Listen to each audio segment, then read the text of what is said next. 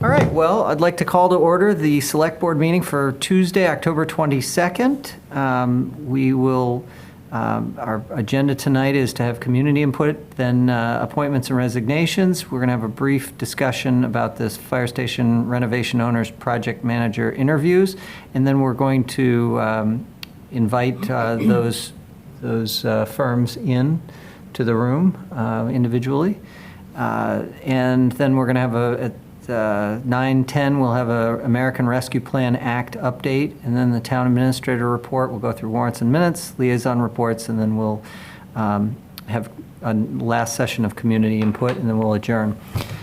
So for tonight, I'd like to, with calling the meeting to order, it looks like that we have 4 members present, and David Modell is not present and doesn't look like he is online either. So with that, why don't we get started? And for community input, is there anyone in the room? I'd start with the room who wants to offer any community input on anything. Seeing none. Online, I see there, Debbie Bentley has her hand raised. Yes, thank you. I don't know how to hand my rate. I don't know how to raise my hand, but I'd like to do John it too. Lavery afterwards. So Okay. Debbie, you have approximately 2 to 3 minutes. I don't think I'm going to take that long. My name's Debbie Bentley. I live on Heald Road. I'm here as the co-chair of the Carlisle Cultural Council, and I'd like to invite all the select board to come to our open studios. The first one is happening this weekend, and the next one is in 3 weeks' time.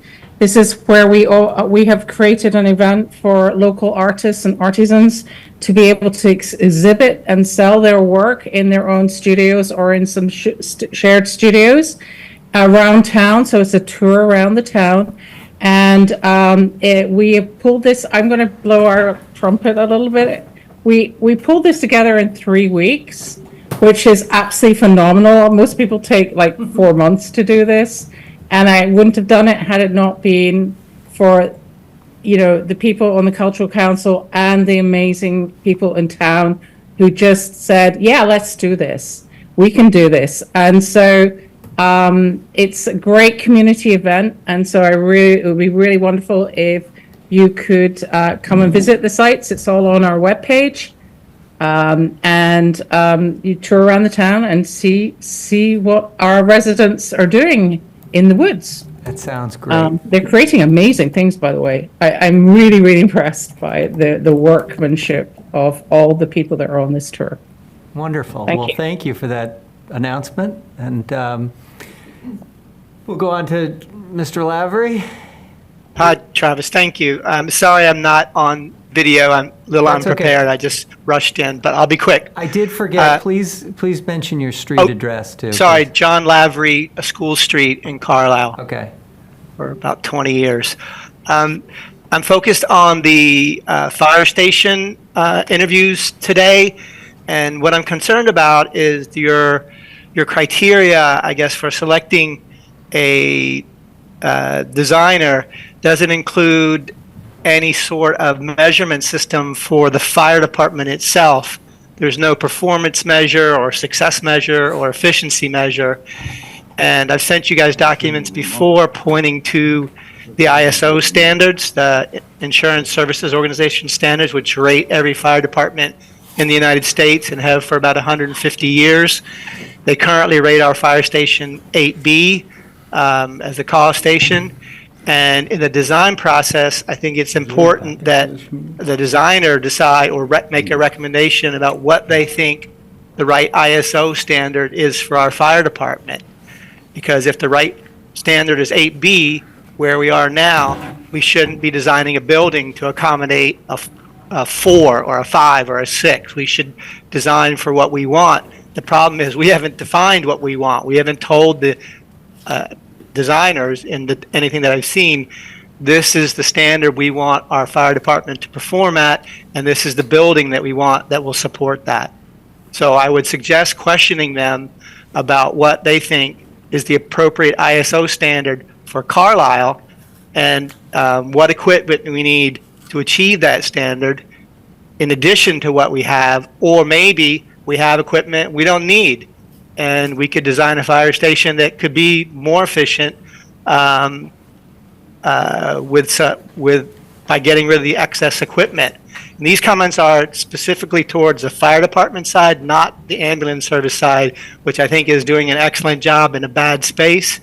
And maybe the right way to divide this up is to try to remodel the fire station for the fire department and an ancillary building for the ambulance service and all the what would I call them, personnel needs for the department members, for the EMTs, etc. And so we can get a clean building and a fire equipment building. Great. All right, thanks. That took, I Thank was a you, little John. unprepared, so that took longer than I thought. That's all right. Thank you, John. Appreciate the comment. If there are no other comments, I don't see any, so let's move on to appointments and resignations. The Diamond Park Subcommittee Charter and Membership. Ryan, is there anything that you wanted to report on that, or? So, Mr. Chair, this comes directly from the Recreation Commission. They are creating a subcommittee in order to investigate possibilities for renovating Diamond Park.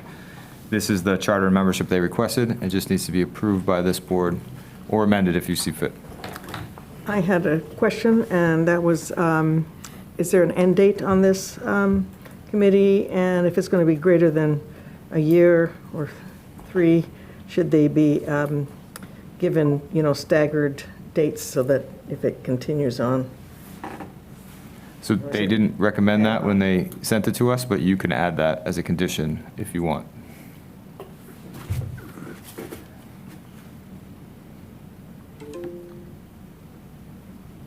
It's tough because they're It's just all for. starting now. I right? know, Yeah. well, but do you start them with staggered ends? So there's Ends, 1, okay. 2, and 3. How many years do they need? Diamond But- Park, they'll be done in 3 years, won't they?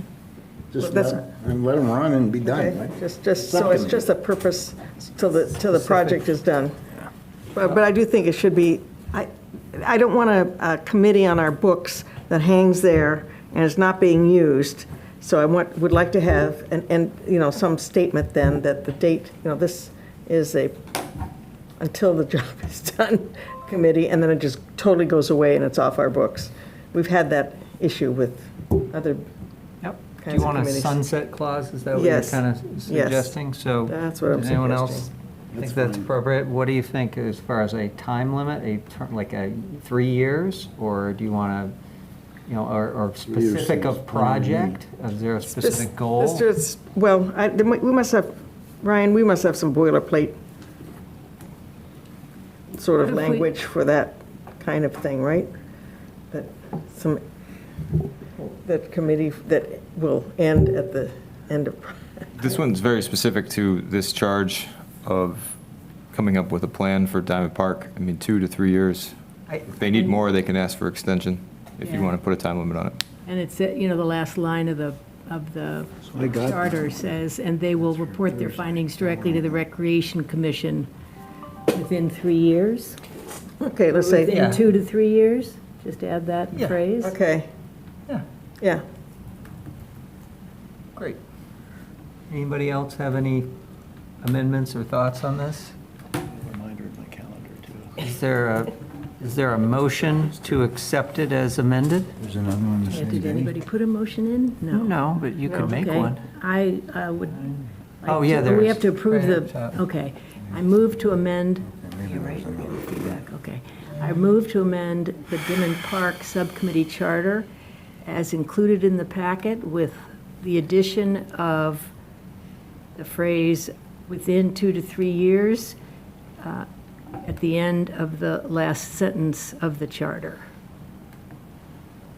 Second. Okay, any further discussion?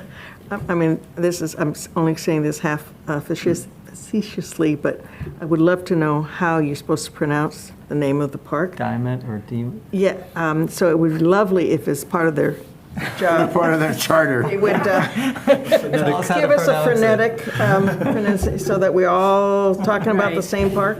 Okay. Make a motion on that. No motion. No.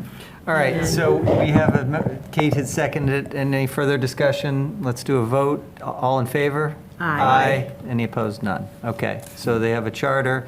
Now I think we just have to move to appoint. members? Yep, you want to, I move to appoint the following to the Diamond Park Subcommittee: Sarah Wengert, Adam Cotton, Emma Betcher, I think it's pronounced, 60 Ledgeway, well, the first, sorry, let me go over. Sarah Wingart, a RecCom member, Adam Cotton, a RecCom member, Emma Betcher, 60 Ledgeways, Aileen Foodie, 32 Lionsgate Road, Carolyn Abbott, 8 Nathan Lane, Eleanor Longman, 43 Partridge Lane, and an associate member, Jesse Pescatore, 509 South Street, and associate member Kate Garabedian, 137 East Riding Drive.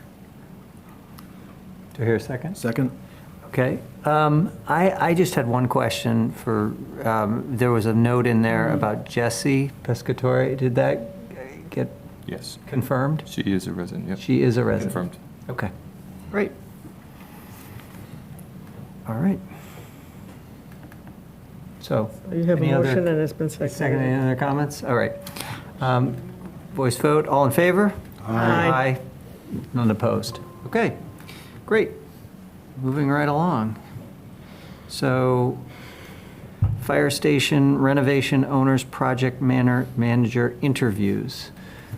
Ryan, I think you had suggested before we begin, you wanted to have a quick discussion about it, or is there something you want to talk about? So the plan of action here is that the OPMs have all agreed to wait in the Parlin room. We'll shut the door, bring them in one at a time to ask questions. The questions were sent to you ahead of time. I'm going to read each question to allow you to pay attention and ask any follow-ups.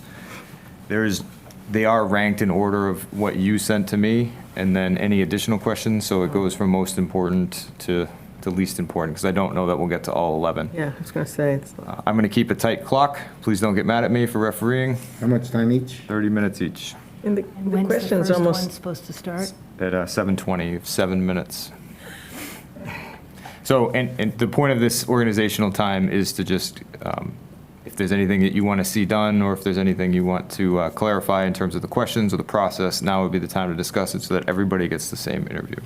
Right, and Ryan, you're going to read the questions, and the point is that they're the same questions for every Right. candidate, so it's a fair process. I had a question relative to Mr. Lavery's They all got it ahead of time, too, just. question. oh, Okay. they've already gotten these, okay. But they haven't, does anyone here feel that question, do we want to ask it, or have some The additional? standard, this ISO standard thing? Yeah, or is that too specific for what we're doing at this point? Couldn't we, I once think- we make a choice, have that I be think- part of what we want them to look at? The scope. Sure. Can't that be a charge? There's going to be a design Charge, committee or a something. design charge, sure.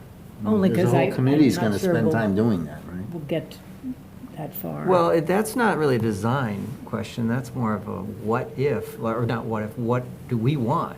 It's. Was it, what do we, I thought, I didn't catch it all because I came late, but it sounded to me like he was asking, like, what would it take to meet this standard?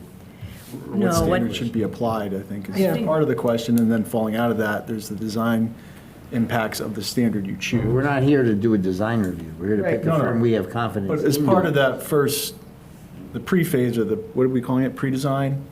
Yeah. We're going to have to answer that question. Sure, but we're going to appoint a committee, we're going to pick who we think can take us So across they the need, finish line. right. We're going to appoint a committee of people who are. So I don't expect them to have an answer to that We should question, give them a charge. but that's part of what they will Right. do in this first initial. I think so. Which we haven't specifically talked about. Right. No, we'll have But to we come up can- with. Yeah, well, that'll be part of what we want them to do in that first phase.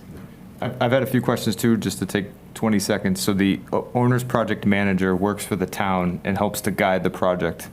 They spend the time to make sure the project runs well and to the standard of the select board. So there'll be 3 phases: the pre-design phase, then the creation of the construction documents, and then the construction. They work through us throughout. However, once pre-design is done, they will be helping us hire a designer who actually does the design.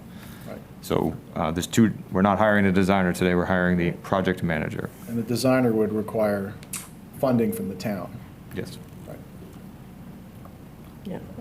I think it's premature to be asking about ISO and this, that, and the other in this venue. You've been, Agreed. difficulty's too strong, but you've been working with the idea of how can we know that we're building the right building. You should feel confident the OPM can help you recommend that, but they're not going to be the ones designing it. They're going to be Right. picking the designer that does what Right. you want. Right. Sounds good. And so our goal on timing, though, is, because I see at 9:10, we're supposed to go to the ARPA report. So our goal would be, if we stay on track, that we would have, what, 15 minutes before, like, end at 8:50, or? So we would amended- have, because the idea would be, I think what we said was we were going to wait and discuss all three at the end of all three interviews, right? So we did send out a amendment to this agenda that was more clear. Ah, So okay. the interviews are 30 minutes, there's 5 minutes in between for reset, and at 9 o'clock you're doing deliberations, and ARPA won't be till 9:30. So you'll have 30 Ah, minutes. okay. Okay, so 7:10. That's good. All right, so we, got it. We're now, and so 7:20 we would have to call okay, the first one. Yeah. Okay. so 9 p.m. So I guess, Ryan, I'm thinking also, since they have already had these questions in hand, rather than spending, 4 minutes, some of these questions are very lengthy. Could we boil the first question down to the last two lines, for instance? Just describe the process and deliverables you'd use to ensure Carlisle to achieve our goal. I have a plan. He's got a. Oh, you have a he's gonna plan. say We're question gonna let- one. okay. We're going to let Ryan. Okay, good, run the- good. run Well, I the, just- uh, well- He's the moderator, We- so to speak. Do we get to ask I a get it. question? Okay. No, he's asking the question. No, I want to ask Ryan a question. Oh, My question to Ryan is, where is question 4? Oh, Or what is question 4? It was too serious a question, it had to go. right, okay. What if our town administrator doesn't like work? this is what happens when you're Excuse me. Okay. 9, 10, 11. That's funny. It's like floor 13, it's, That's And right. everyone is, we're seriously need to time boxes, because I'm assuming you cannot give different times to different, right, correct? exactly. Okay. Yeah, I'm not going to just cut them off mid-sentence, but it's going to be around 30 minutes, and same with you. So Okay, cut let's us go get off. him. We should really just shut up and listen Go get him. to these answers. Right, exactly. Yeah, there's not a lot of time here. Yeah. Thank You all you. hear that? Thank you, State. Thank you, procurement. Yep. Yep. All right, so RGB is first. RGB. and Red, then- green, And then CMS and then Colliers, right? 1, 2, 3. Okay.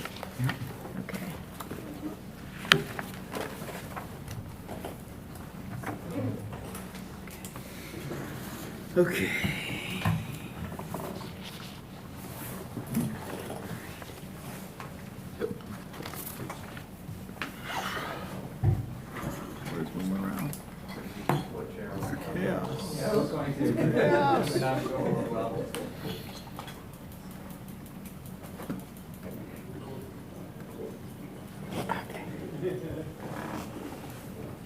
I'm going to borrow a piece of his paper.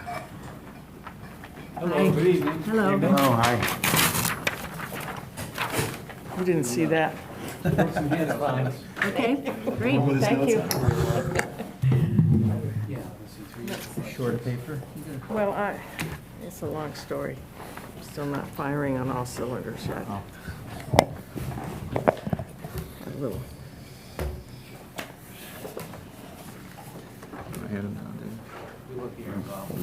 Oh, wait. They all different? Pages? No, it's fine. Thank you. We're doing it there. Hi, how are you doing? On the arm must be for receipt. already have my name, but you know. All right. It's back double-sided. Oh, We get paid by how many cards we give out. Okay. Thank you. retro. What we did tonight, because we know we didn't have a lot of time, we put some of the answers on this piece of paper, so that if we ran out of time, or if perhaps once we leave, you have any questions of what we said or how we said it, that's something you can refer to. All right, great. So just to let you know, you're here in front of the Select Board. They are the Design Selection Committee for this OPM and this project. We're in front of the public. Obviously, this is a public meeting and it's on Zoom. If you want to introduce yourselves, that's how we'll start, and then we'll get into the questions, please. My name is David DeQuattro. I'm Managing Principal and CEO of RGB. My name is John Racine. I am also Principal and Director of the OPM Division. All right, great. Let's get started. So question one, the goal is to bring this to the annual town meeting in terms of funding the design. So OPM funds are set, but we want to fund the design at town meeting and introduce the project to the community. We've listed a bunch of goals, which you've seen, as I can see on your handout here. So the Select Board would like you to describe the process and deliverables you would use to enable Carlisle achieves this goal. And what do you view as the major challenges and risks needing mitigation to achieve it? Sure. I'll start, and Dave, you can jump in anytime. My first thought would certainly be Hold on 1 second.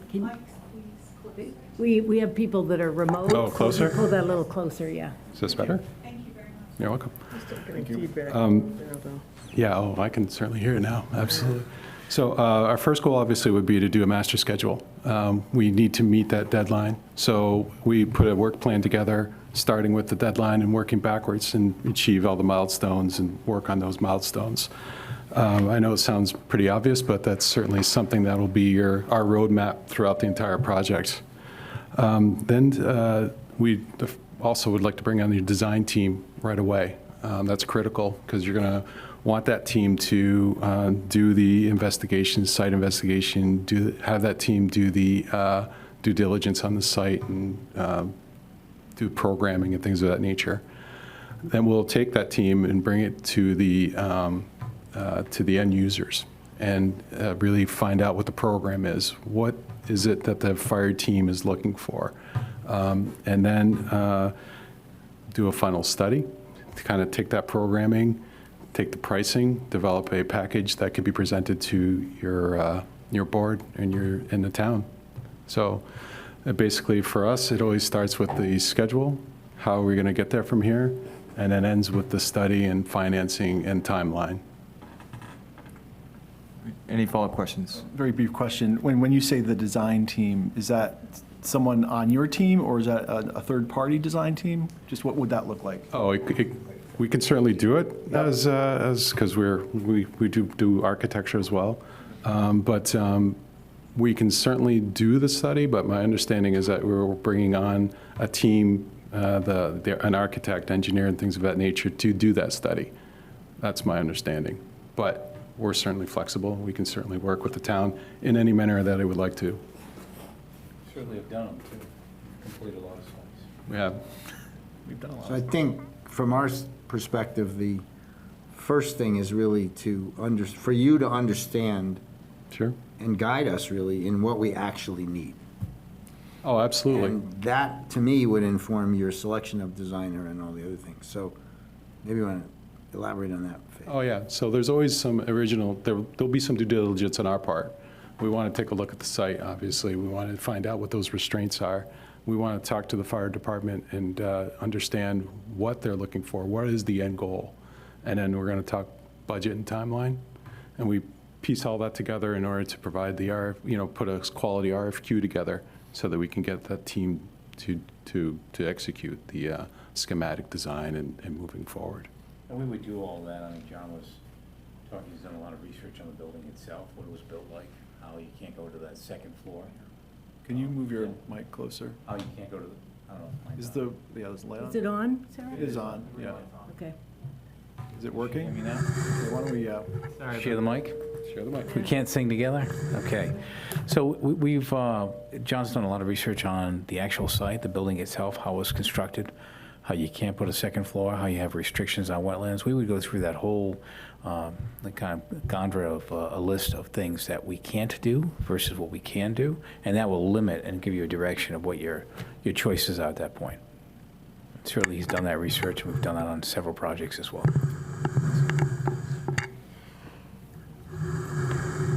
All right, moving on to the second question. So in the RFP and in the questions that we sent you, the Select Board identified 5 major goals for this project. This is what they've told the community is the reason for this project. They also stated that the project budget for this is 5 to 10 million, that's the hope, with the concept of an annex facility, so not necessarily a new building or a renovation, but maybe some combination of. So based on your experience and expertise, do you believe this is achievable to meet the board and the town's goal and to stay within this budget amount? Please discuss either way. Sure, happy to discuss. When it comes to budget, it's always achievable. I think it's a matter of understanding what the limitations, if any, are there. So understanding the budget, you tailor the project to the budget, at least you try to, with some exceptions. Sometimes there are things that you just can't live without that may affect the budget. But obviously, one of the first steps when we do the study and the cost estimate, we'll know what we're looking for, and then we tailor that project to meet those expectations. So I think depending on what the end result is, what the programming is, what the expectations are, how many pieces of equipment are going to be stored, how many volunteer firefighters are going to be ultimately housed in the building, what other classroom and some of the decontamination locations, all that will dictate how big the building is and then ultimately what you're going to need to do to fit into that budget. So yes, I think it's certainly possible. I think there's a little bit of a road to get there from here. So one of the, if I could step in there, one of the tools that John's known for is he keeps a spreadsheet, an Excel spreadsheet of what your budget is. When we went and did our public safety building for $30 million, the town had $30 million to spend, and we could do nothing else but spend that $30 million, and the whole thing was trying to save off that. So he kept the town, in this case the mayor, apprised of what the budget was all the way through. And they looked at things in terms of fire engines and police cars rather. They didn't look at dollars, say, well, how many police cars can I buy? How many fire stations or fire trucks can I buy? So we will keep that running tally all the way through the project. So it starts at $10 million and everything takes away from that $10 million. So you'll know in advance as a committee how much money you have left for contingencies, for additional. And then lastly, we put together a wish list. Now, wish list is what you want, but you may not be able to afford and you have a contingency. So a certain part of the project you'll go through and you'll have some contingency left. And that's when we say, okay, now's the time you can go and pick some of that wish list because you have that money left. So we guide you through that whole process so that you understand how much money is there, how much money will be allocated and used, and how much money you get left. Okay. I will add that it was a fun conversation asking, how many police cars can I buy now? And I always get kind of, it's like, well, do you want furniture or do you want police cars? All right, moving on to the next question. So the town's looking to hire a firm that's willing to design or help us design the project that's necessary to meet the community's building and budgetary goals, not necessarily other goals like architecture, et cetera. So this might include some value engineering, creative design, alternate building construction methods like modular, which has been discussed. So how will you help the select board recruit and select a designer willing to consider these alternate approaches and make sure that we select the right designer? Are there approaches you've taken for other fire station projects where you've employed ways to help the town save money while meeting that budgetary goal, taking on these aims? So please discuss. Sure, I'll start. I'm sure Dave would like to add. But ultimately, selecting the design team is a comfort level. When we put RFPs together, we tailor the RFP, or the RFQs in this case, we tailor the RFQs to specifically for the project. So when I develop these or I would write it, I would put incentives or cues for the design teams to show some of their alternative thinking. One of the items that we like, that we've done successfully, is do a pad ready the portion of a project first, and then do the actual construction of the building. So if you're not familiar with the pad ready, is that you're essentially doing everything to the site in anticipation of the building. And what that allows you to do is and it's ultimately two packages. So you'll do a package and put it out to bid and have a site contractor come in, do all the site work. You bring in the utilities and you upgrade the septic system and the well, which is what you have here, in anticipation of the building. And if there are some cost overruns or unexpected, unforeseen items that come up, it gives us the opportunity to change the design a little bit of the building to accommodate for those unforeseen items. And then when that building goes out to bid, you're tailoring that project closer to the budget and to those items. Once we tailor that RFQ, we certainly would review and talk to the design teams with you, make recommendations and things of that nature, and see if it's the right fit. And then, obviously, we would take a look at other cost-saving methods all the way through the project. You know, is it what type of non-combustible material would it be? Is it better to do a steel versus CMU or things of that nature? A lot of that depends on the market and what's available in this area. So we'll keep track of those things as the project goes through. So those are some of the items that we'd recommend. I always like to give examples because it shows you what we've done in the past and how we've done it successfully or not successfully. This was North Kingstown Fire Station. It was a Which one? North Kingstown Fire Station, Rhode Island, and a client had a $7.5 million bid that he hired another architect do, and he didn't have that kind of money. He had $3 million to do it. So he came to us and he says, "Can you do that?" So you had mentioned modular. The word modular to me also means pre-engineered, something that's done. So think about this. Think about everything you have in front of you, whether it be shoes or your computers, are all modular in base. If they weren't, every shoe would be designed individually, every computer would be designed individually. So someone in the industrial era told us or found out that when you made things in a certain way, you could reduce the cost.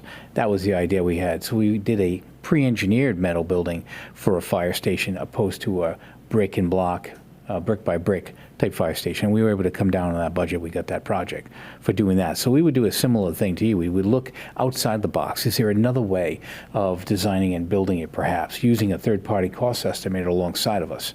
We do estimating inside the office, but we also will use a third party as well to bounce that off. And those are some examples of what we could do to reduce that. Follow-up questions? Seeing none, we'll move on to question 4. Please discuss your recommended staffing plans for the Carlisle project. Tell us whether or not that team's here tonight and if there will be a person assigned to the project solely. Yeah, so I will be your representative. I'm the face of the OPM division, and I would be your main contact. But I do also have resources that I would lean on. Bill Marchetti would be my senior project manager, and I also have a field representative. It'll be Dave Green for this project. So we don't change the team once we get on there. Unless there's a major issue and we can't get that team number out there, we tend to stick with that. What about, Go ahead. Sure. I was gonna say, what about, like, if you need specific fire station expertise, NFPA standard, those types of things? How do you handle that? Sure. Well, we have a lot of our own personal knowledge because we do a lot of design work as well. So we have a good background as well. And we do have resources that we'd use, like BER is one of our MEP consultants that we would use. SLS is another code-specific fire suppression system company that we'd use. So we do have a number of resources that we would reach out. A lot of times we would also bank on the design team, right? That's why we're hiring them.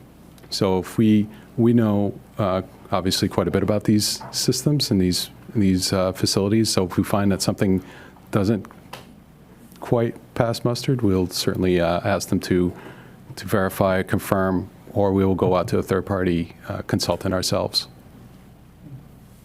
I think you had it on that one. He always likes adding. Follow up. And I apologize if you had it in your proposal. I didn't see it anywhere in the proposal, which is, can you tell us a little more about sort of these different phases, which members of your team are going to be on site when, and then when they are on site, how much time they're giving to us, let's say, on a weekly basis? Sure.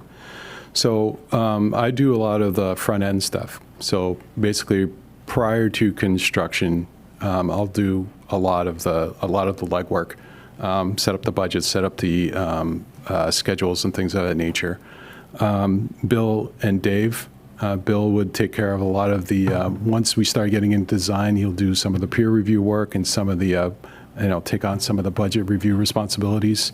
And then during construction, Dave Green is my field representative. So Dave and I have been working together for quite some time. We're actually just finishing up, I know it's another question, but we're just finishing up a major project, multi-building project in Hopkinton. So when that's done, it'll be a great dovetail. This project would work perfectly for our schedule.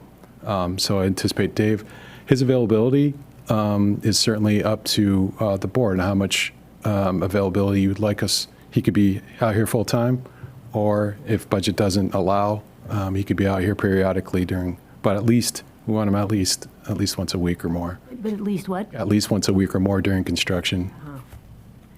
But if we wanted him to be here every day, Absolutely, yeah, yeah. You can do that as well. Oh, I'm sorry. during construction. Yeah, right now up in Hopkinton, he's there every day. We have actually 1.5 to 2 guys there every day, depending on the need. So construction goes in phases. Initially, it starts very slow, then it goes very high, and then when you end up, it goes very slow, and then when you finalize, it goes very high. When we have to finish it all. So we put staffing as we need it. They're in place to man the operation. I got question 5. All right, great. Moving on to question 5. So there are, as you've seen in the RFP and discussions, there are several phases to this project: pre-design, design, and construction. Given that all OPM firms have different strengths, the select board's desire to work with one designer, why are you the right firm to take the select board through this entire process? So I got to say, I probably think, and maybe I'm biased, but I think probably we're better suited than any other firm. That's expected, right? I'm going to say that, right? I'm not going to say anything else, but I can back it. So we've been doing OPM and owner's representatives since the 1970s. In the 70s, we used to call them owner's rep before they were owner's project managers. I've been at the firm since 1992 when I first started there. And then it's kind of been drilled into us since then that you give the quality you want for the owner, so the owner is so happy that they call you back for the next project. 85% of our projects are repeat customers. And that's what we do, we give it. So that question, the last question you asked is how much people you need down there. We'll throw everything we got at it to make sure the job gets done right and gets done responsibly so that you call us back for another project in the future. Now, with that said, our task since the 70s has been the same thing, to look after the owner's interest. So even when we're doing straight design work, we're heavy onto the CA portion, the construction administration portion, because we believe that's the greatest point of liability for all parties. And that's when a project can really get either success or not successful fully done through either the work is not being right, or trade issues, or supply issues. There's a lot of things that can go wrong. So we feel, because we have the design background, being architects, being contractors, being project managers, we have that full market, that there's no one that can bluff us. There's no one that can come in front of us and tell us one thing where they think we're thinking something else. And it's really something we haven't really seen in our years of doing this. We've kind of seen it all. So, I mean, Bill Marchetti has 40 years experience. I've got 35 years. John has 25 years experience. Dave Green has 35 years. We're talking a lot of veterans here that have taken a lot of years, that have done this, that have seen this. So there's, as John alluded to before, there's a process, and we'll take you through that process. So I hope that answers that question. Any follow-up questions? Great. Question 6. Workload's a concern for the select board, your workload and your ability to manage this project for the next year or two. So describe your current workload as it relates to this project's projected timeline, and how can the select board be sure you have the time and resources necessary to make Carlisle a priority? Sure. As I mentioned before, we've been working for the past 4 years, actually 4 years plus, in Hopkinton. So basically, I would like to take my team and park it here if that's possible. So we certainly have the resources. We can certainly devote the amount of time that you need. We also don't want to overload the project. We want to make sure that we give you the service that you're looking for. But it's a great project, and I think 1 to 2 person or 3 person staff is certainly going to be sufficient for this size. I'd love to put 5 or 10, but we're not doing you a service by doing that. So depending on the design team and the contractor, I think as things progress, we certainly can provide as much or as little project management or support as you need. And we're very flexible that way.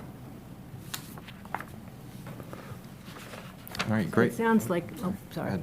It sounds like you will have other projects going on, but a different team will be managing those. That's correct. Yeah. Yep. John manages, he's the director, so he manages all the OPM. All the projects you're working on. Yes, yeah, but I obviously have support. So if I'm putting your budgets together and I'm putting your schedule together, focus is on your project. And then, there is some delegation. I do have to support them. I do have to rely on my teams as well. I can't do it all. But yes, that's absolutely, we have more than enough support to take care of this project, that's for sure. And I think the word you're looking for is dedicated. So we do have the dedicated staff for the project, and we'd assign those dedicated people for that. Which is the Marquetti and, sorry to say last names, and David Green. Those two are the dedicated staff. Yes. Okay, great, thanks.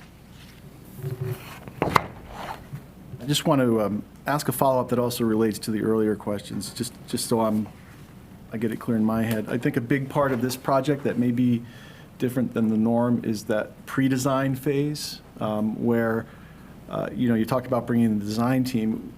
We as a select board are looking for an OPM that can help us in that initial define the requirements, define the correct standards, work with the various stakeholders to really kind of come to agreement on what the requirements are before. And I don't know where that interfaces with the selection of the design team, but from your staffing standpoint, is that something that your team would do, or do you feel like you need to bring in the other resources for that initial upfront work? Because I think that's what, as a committee, we're not struggling with, but that's I think needs more attention right now than maybe some other projects that you've seen.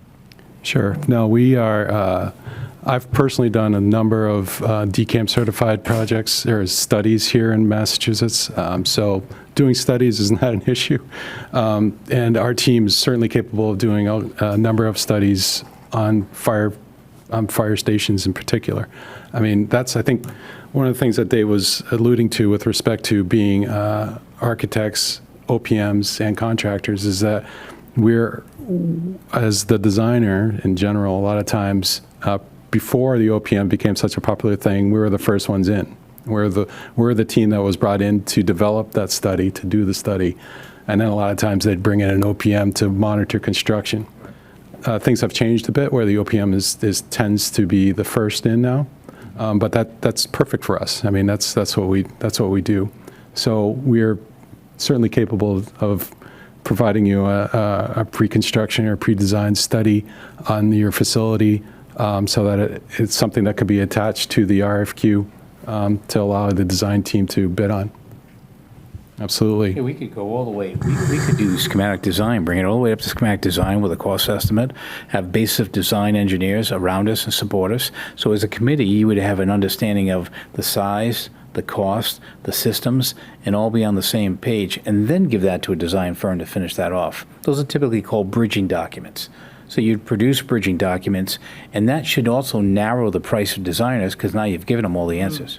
And the other piece that's important for us is the community outreach, to inform the community, to get their buy-in so that we can take it to town meeting, to get the funding, to take it to the next large step. And I presume you have experience with that as well. Yeah, bond referendums and in selling it, absolutely. We'd go to public meetings. That's kind of where I step in. We'd go to public meetings. The biggest thing we offer is, you want to get the public engaged before you have a question. You go to that town meeting in May. You want to get them engaged. You want to get them excited, but you want them to see why there's a need, why you want to do this. I just don't want to provide, my taxes are going to go up. When people find out what they're going to be used for and the benefit to them, they're all behind it. You want to get that energy going. It's usually some other meetings you have with them. You invite them, you give some refreshments around the table. People come there, they introduce, you have it at the fire station itself. You show them what the problems are. And then they're going to be people that go behind you to support you through that town meeting. I mean, I like that approach, but the concern, and that is the right, approach, I think, marketing, but the concern is timeline, right? So we're roughly 6 months out from the town meeting for spring of '25, and we're not going to have time to, I think, gather the schedule and the needs and then do a schematic and then market that. There won't be time. So it still has to be two-stepped, right? Depends on, this is a $10 million job. We're a 30-person firm. Yeah. We could probably do the whole construction documents for you in 12 weeks. Yeah. Well, All to bid, we could, but Yeah. I'm saying it's your pace. So when John alluded to a schedule, you agree on a schedule, you stick to that schedule. You put the resources as you need them to get it done. right. We don't see May as a hindrance. Okay, well, that's good to hear. I have a technical question for Ryan, though. If the bridging strategy that David's alluding to would be a different RFP, right? That wasn't what was requested here, or you could see that that's within the scope as proposed. It could fit. We'd have to talk about it, but it could fit. Okay, thank you. All right, so this will be the last question. We have about 3 minutes left. I'm not going to throw you out, but we got about 3 minutes left. So I'm going to combine. I'm going to combine 7 and 9. So we have limited staff time here. There will be a volunteer board dedicated to this project, a building committee board, which I'm sure you're familiar with. And of course, the select board will want to be part of the communication process. So we think communication is an important part of this relationship with people who are coming in and out as volunteers of the project, and then of course you'll be engaging daily with staff. So what is your communication frequency approach? How do you communicate during these projects to help everybody feel informed and comfortable? It's very similar to the question I just answered. It's gathering that support. It's finding out what those people needs and wants are. If you're a committee based on 6, 8, 12, we've had committees that have been 20 people. The hardest thing about a large committee, you want to get a core group together. That core group represents and be able to pivot as needed even during construction. So it's finding the core group, it's finding the individuals, but it's also communicating back to the larger group of the needs and wants. So what John had alluded to earlier is we take you down that road, initially very slowly about what you want. We identify it by meeting on site so that the whole committee understands what the issue is at the building. The whole committee gets to interview. If they're not there for those meetings, then we set up a schedule where they are there in those meetings, and we make those milestone dates there that people can attend those.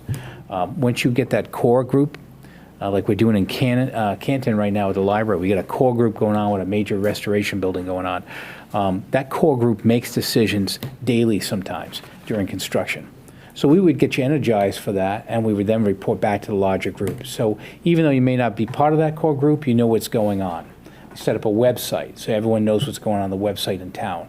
So there is no one's looking at it from, I don't know, I'm not close enough, I don't know what's going on. It's communication, communication, communication. That's what we're all about. All right, we have time for 1 or 2 follow-ups there, if anybody has any. Can you describe what one of your weekly reports or what your actual documents look like? Yeah, we could certainly do that. So every committee is a little different. Most of the committees that I've been with or have done recently have been meeting at least once a month or once every 2 weeks. So I'll have a project update that gives you what the project status is, what the critical decisions are for that particular meeting, and then what the future schedule is looking like, and then any financial requirements or any financial issues, that'll be part of the report. And it's a brief one. It's almost a dashboard. And then we provide you a letter or a recommendation with every bill or requisition that we review. That's part of our submission. We maintain your budget, which is a spreadsheet of what was estimated, what was, a lot of times what was come in as bid, what's been spent, and what's left. I know it sounds like a lot, but as we go through it, you'll pick it up. There's been no problem. And then we also maintain the schedule as periodically as we go through. So the idea is that we give you as much detail as you would like, but we also don't want to burden you with the minutia. I'm not going to, unless it's something that the board would like. A lot of times it's colors and things of that nature or finishes, so all that stuff comes through. But I will say that we don't want to burden the board with a million decisions if they don't need to be. But we're happy to do that as much as the board feels comfortable. I'm just finishing up a project now. We were putting in a field. That was the OPM for it. It was a 5 a 5-meeting discussion on the logo for the school. So every color was selected by the board, then it had to go to the school board as well. So it went from the the building committee to the bigger board to the school board. So one other recommendation I would have is not have too many boards. It's great. What do you think Concord just went? Yeah, just I'm joking, but we just have to make sure that if it does have to go in front of 3 boards to get the contractor paid, for example, as happens, right? So you got to go through one board, get approval, makes a recommendation to the next one, then to the next one. We just have to plan all that out as it goes through, because there's nothing that slows up a project faster than not quick payment. So. Yeah, yeah. I could say, after doing this for several decades, you want to get excited. You guys are I'm probably not getting paid to do this. You have to show up. You put oodles of hours into it. You put something here, you want to get something back. It's get that excitement going. It's generating that excitement. And if you can generate that excitement from within, you can generate it from outside, and people can actually see it. You want to be excited when you come to these meetings. You want to find out what the next steps are. You want to have that behind that, and you'll get that momentum. I've done countless school projects and public bond safety projects, projects. public safety projects. Fire station. You want to get people behind you. You get great friends. You develop great relationships that last longer than this project. And it's always something you can go around and say at a later time, hey, do you remember we had that issue? Like I did this great $30 million school. We did it on time, and it came down to the last pump. The fire pump was wired the wrong way. Didn't know, took it out of a box, you install it, it's working the opposite way. Almost stopped the whole school from going on. We did it 24 hours. We were there till 10:30 at night. But those are the best days I had, because you get to really know people when you're there at 10:30 at night and you're waiting for something to happen. It's really fun. And that's what you want to make it. You want to make something fun, because you get it done and you're successful and you're happy at the end. And that's what we try to do.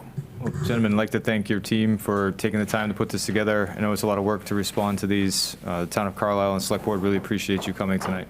Yeah, thank you for having Thank me. you for your I presentation. really appreciate Forward to hear You from got you. it. providing this. Regardless of what your decision is, we wish you a lot of luck.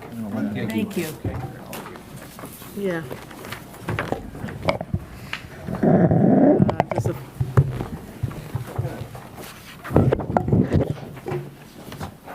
You sure it's not working? Is it just? All right. To the board, I'd have that's you fine. put away the materials I gave you. Yep, You have 3 minutes. we have 3 minutes. 3 minutes, I like it. Right, because we're Military not having a time. full-blown discussion now, right? We're doing it. No, no, Yeah, yeah. Okay, and CMS is next, okay.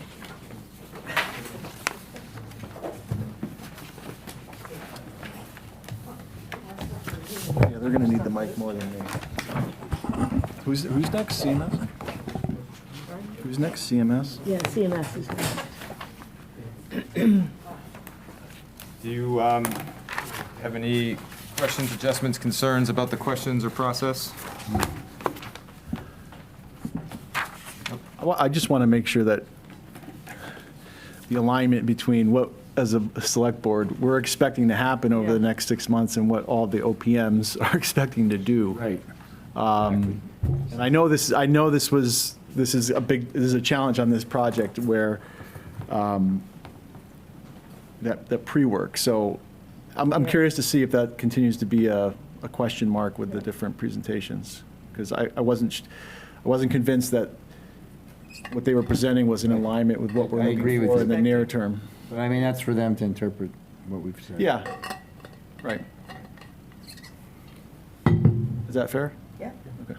Am I the only one? No. Okay. No, I agree. Absolutely. Some of this is seeing their approach. If they Right. intuitively pick up on what we're looking for, Right. that's going to be helpful. That's something, yeah. All right, I'm going to get the next firm. Yep. Nobody needs any more time? Nope. Well, it's 3 of them. And I also didn't think they had any idea about all this. Just remind them about speaking into the mics. No? We have 2 mics on the table. We replaced one. You have to wait and see the other one. No, that's Took one off, took and one off there, Scott right. put his on. Right. Yeah. what my worry is. All right, so this is, What do you want? You know what I mean? Is that gonna just, this is CMS. how do we get over that hump? Yeah. So we'll see.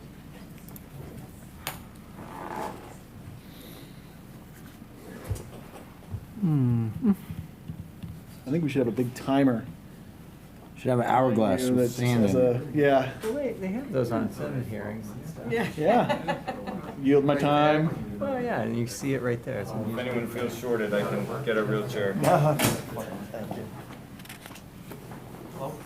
Hi. Hi there. How's everyone doing? Great. Good. I have several of your cards. How do you do? How do you do? Nice to meet you. Hi. So put your materials away. Travis. Hi, I've seen you before. I'm Barney Arnold. Thank you. All right, good. Hello, Neil. Thank you. Hi, how's it going? Yeah, hi. Hello, how do you do? Oh, yeah, sorry. Hi. Yeah, good to see you. Watch your step. Hi, it's Travis Snell. Good to see you again. Oh, hello, how do you do? Thank you. I'm good, Neil. Yeah. A lot of people. Are these Steve, Scott. Nice to meet you. Thank you. Steve, Scott, and Neil. Maybe, please. Get these in the right order, because I'm terrible with these. Yeah. Well, yes, depending on if you say yes. Steve, Scott, Neil, and Steve. There you go.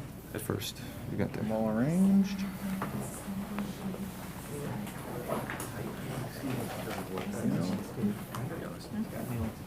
Yes. All right, gentlemen, you can take a minute or two to introduce yourselves, or skip that, or however you want to participate. This is the Carlisle Select Board. Please know that we are live on TV and on Zoom as well here in the Select Board meeting, Excellent. and we're going to have some fun. Well, thank you. Good evening, everyone. A brief introduction. My name is Neil Joyce. I'm the proposed project director and a principal at Construction Monitoring Services. And I'm Scott Luker. I am a senior project manager, also a principal at the CMS. Good evening. My name is Steve Vaccaro, and I am the on-site representative. All right, great. We're going to get right into the questions. Roll in. We're going to try to keep it to 30 minutes, so I'm not going to try to be rude, but I am going to try and move it along. Okay? And you have received these questions ahead of time, so you know that the first goal of this project is for funding approval for the design that we would go to town meeting. So we want to go to town meeting with the conceptual design and get money for the actual design and construction documents. Yep. The path for that goal was laid out in this question, so knowing that, please describe the process and deliverables you would use to enable Carlisle to achieve this goal, and what do you view as the major risks and challenges needing mitigation to achieve it? So I think the major hurdle for every project in the public market today is really fundamental in education, educating the public on the costs associated with public construction, as well as the processes that we have to undergo in order to legally put a job out to bid and move forward with construction. So that really focuses on identifying the need at the town level, right? There has to be a recognition by the public that the project has value and is a necessity to the community. And that is something that we have had very great success with doing. Greater than 95% of our projects are passed and go through to construction to completion. So we have a great success record on bringing that information forward and presenting it in a meaningful way to the communities. How do we do that? We've done about every possible thing, from radio spots to project-specific websites, published frequently asked questions with answers,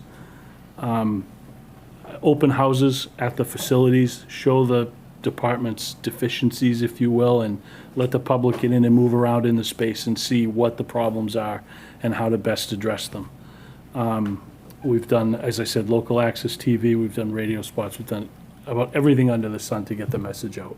And again, the message has been heard in most cases, it's been understood, and it's presented in a way that's easily digestible. We always look at the economic impact of every project, what it costs to do something. We also look at what it costs not to do something. What does it mean to the community long-term? Unfortunately, the last 5 years have been really expensive years to build in construction, but we're not seeing prices dropping. We're seeing the rate of increase decrease. So it's getting more expensive slower, if you will, but it's not slowing down. appreciably. At the end of the day, for us, the exercise is truly earning the public's trust, making sure that you understand we're trying to do what's best for the community as it's outlined in the goals and objectives for the project. And we try to do everything with our due diligence. We like to look at all the options that are available to you. We like to make sure that we've turned over all the rocks and scratched all the earth and make sure we know what we're getting into before we put a shovel in the ground. And we try to do it in a manner that maintains integrity and is fully transparent to the public, so they understand where the numbers come from and ultimately what the cost of the project will be at the end of the day.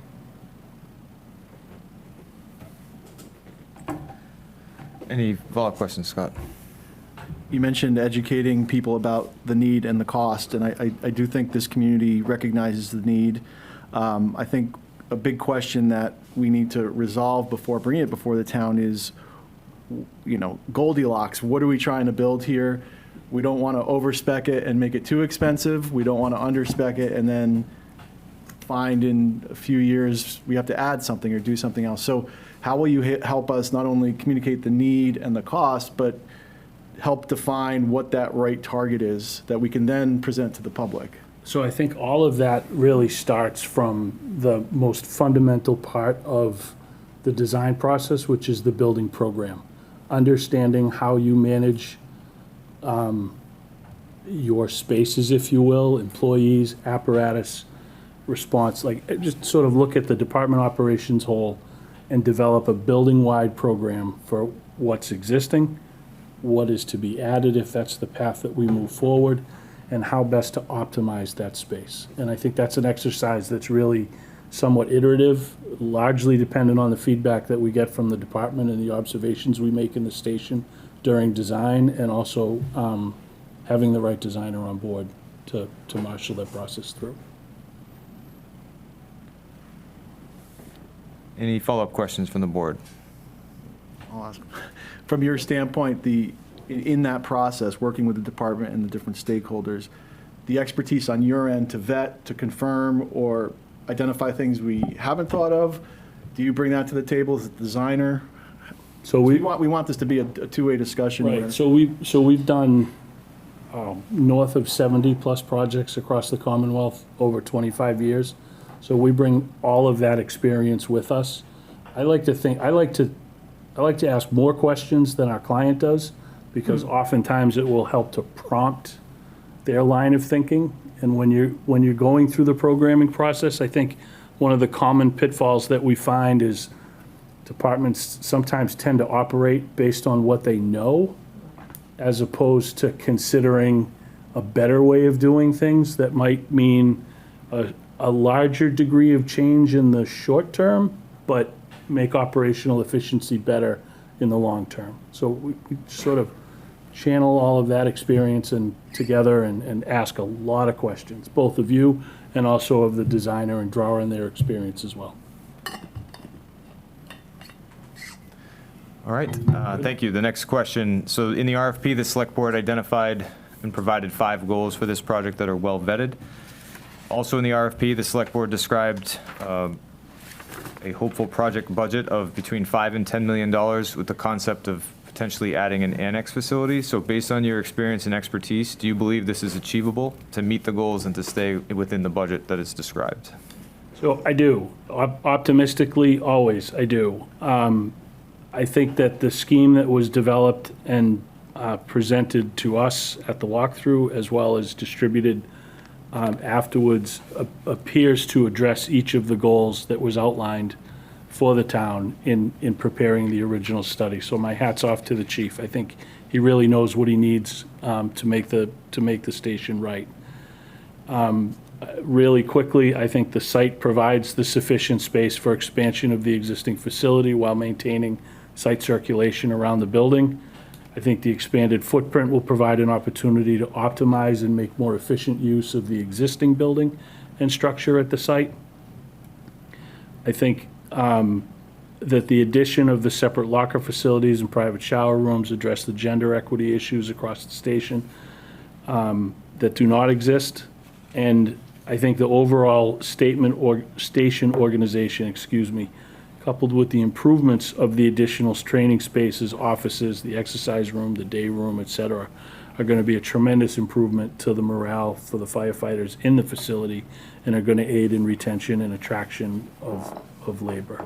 We've seen a real sort of shift in the marketplace in the last, say, 10 years, that newer stations are drawing more talented people. They want to work in a nice place. They want to have nice facilities available to them. And it's making it easier for towns to retain the firefighters, in this case, that they have currently on staff. So that's great. So you like kind of the programmatic, at least, plan, and I don't know if it's a fully defined plan, but at least those are our goals. Sure. But you do think that you could, based on your experience, and you guys have been doing this for a long time, and you see these numbers all the time, that something that meets those programmatic goals could fit into a $5 to $10 million budget? I think realistically, you're at the high end. Okay. You're looking at a $10 million project, I believe. I don't think you're going to get it for $5 million, respectfully. But no, that's what we're looking for, Right. is judgment. But is it, and again, you don't know, you haven't done the plans and everything, but you've Right. seen, it's your expertise, is it 15 million when you say, gosh, by So- the time we get done, it's really going to be?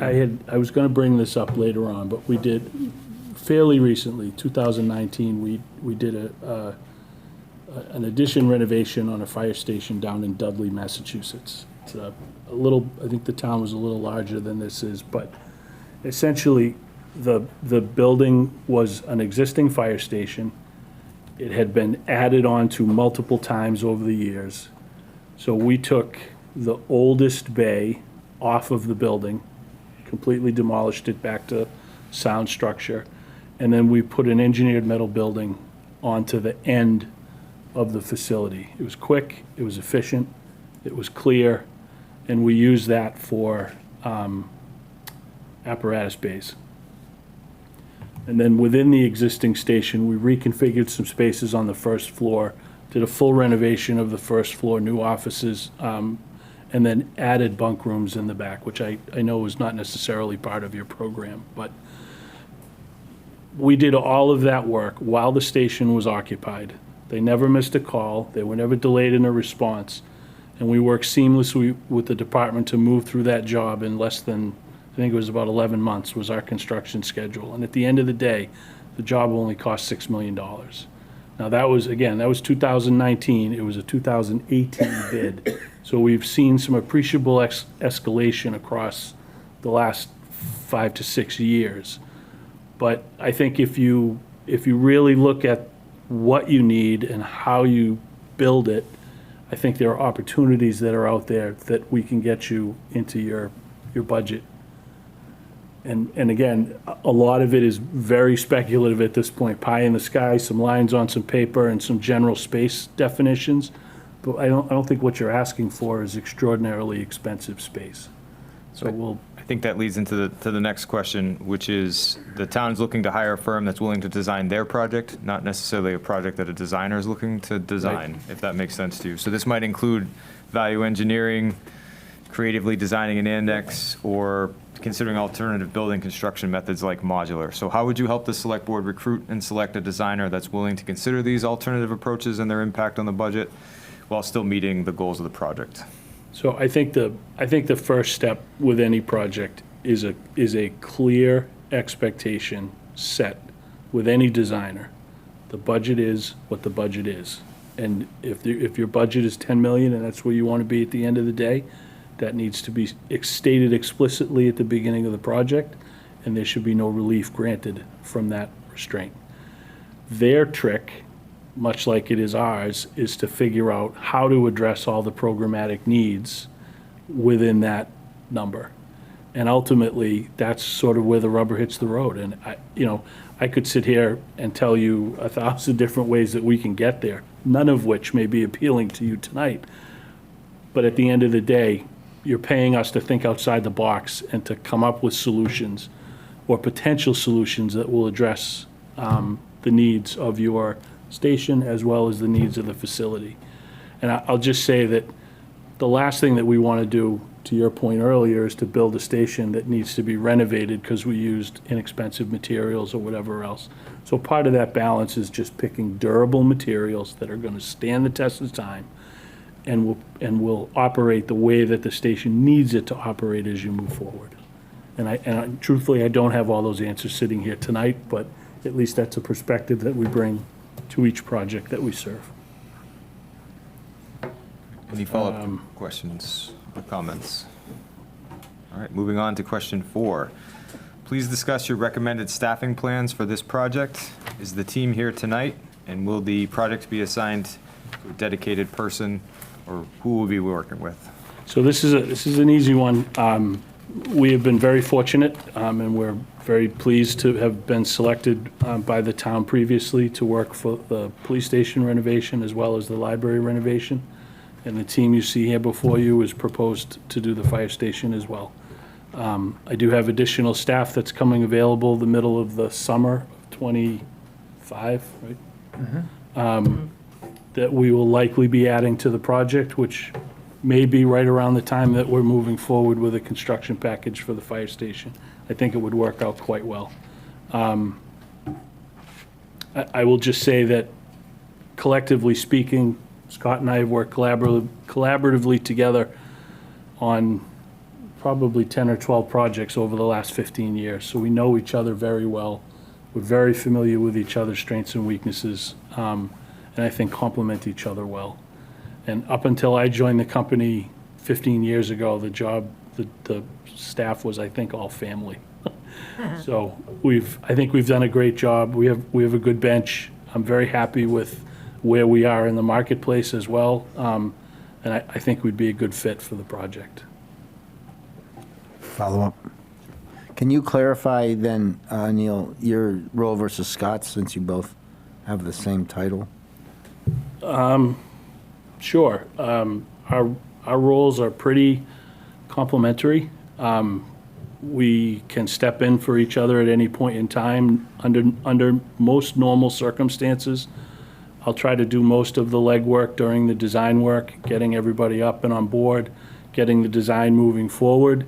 And then Scott tends to be a little bit more operational and mechanical than I, and sort of steps in more so during construction and less so during design. And it's all about current assignments and where we should go. Yeah, I would envision that we both have a kind of a little bit of overlap, not without being like focusing both of us. We don't need to for a project this size, but I mean, as much as needed to make the project successful and satisfy your needs.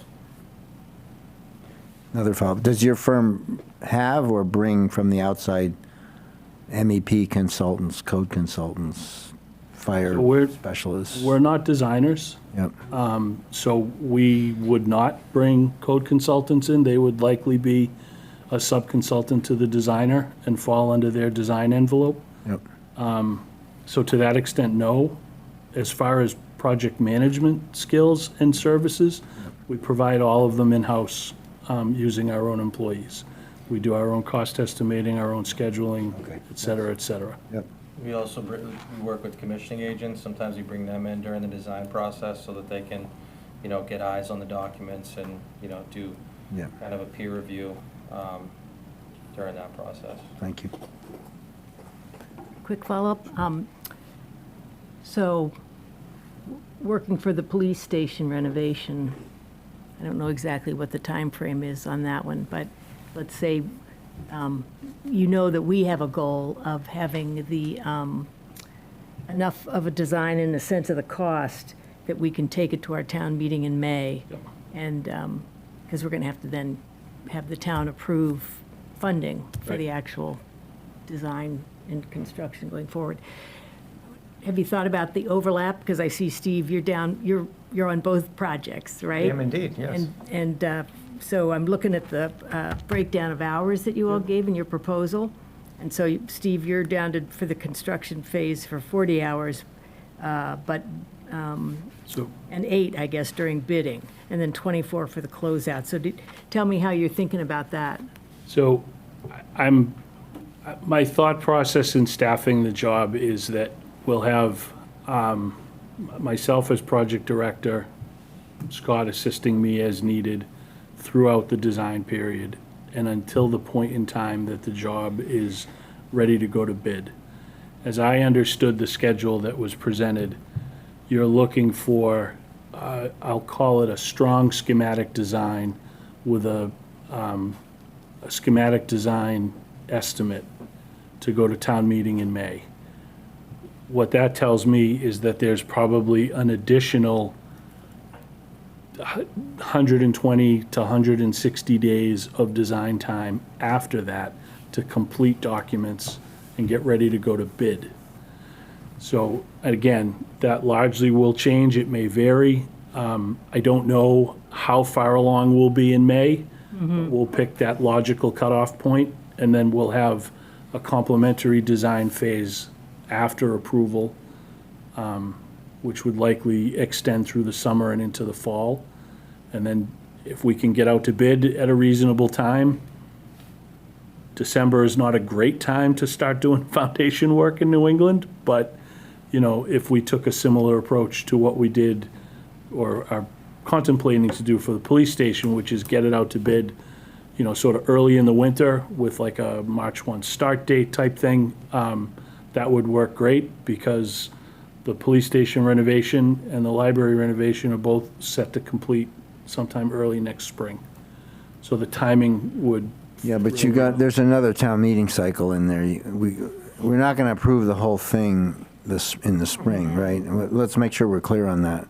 We're only going to request, I think, correct me if I'm wrong, design funds. I was going to say, you would know better than I. Well, we perhaps, because this was a confusion with the prior party as well. Okay. Perhaps we did not articulate that well enough in our RFP, because we need to get, to your point earlier, which I totally agree with, you know, you got to communicate, people have to understand the need, blah, blah, blah.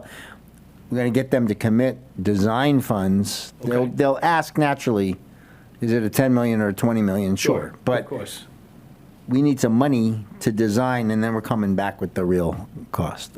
Okay. Am I correct in what I'm saying? Yeah. Would that be under a presumed special town meeting, or would that be an annual town meeting in May of 25? Yeah. 6, 5? Honestly, we need an OPM to help us There you go. work through some of those timeframes. Yeah. There you go. So, good segue to, there are 3 phases to this project. So you've identified a few of them: pre-design, Yep. and then after town meeting, the design phase, and then the actual construction phase. We know that OPM firms have different strengths. All of you have different strengths and focuses. So why is your firm the right firm to take us through all 3, given that the select board wants to work with one OPM for the entire project?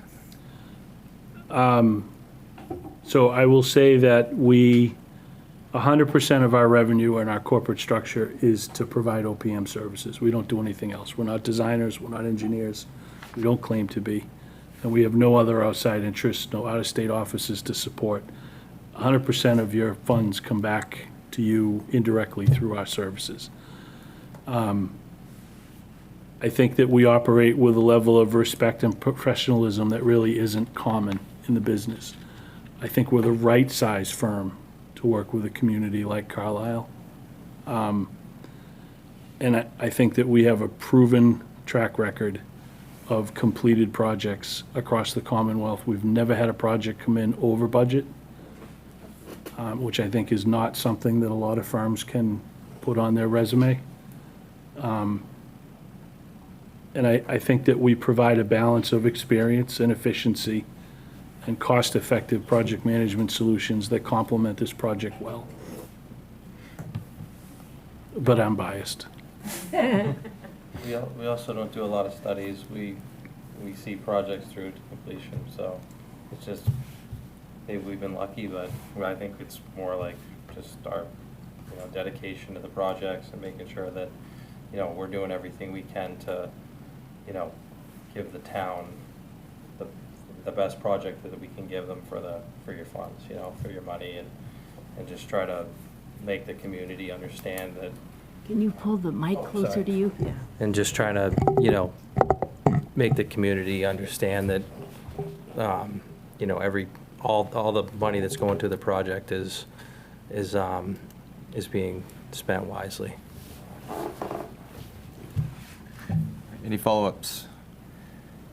Okay, I think we discussed question 6 indirectly in terms of workload and timeline, so I'll jump to 7. So communication is an important part of this project.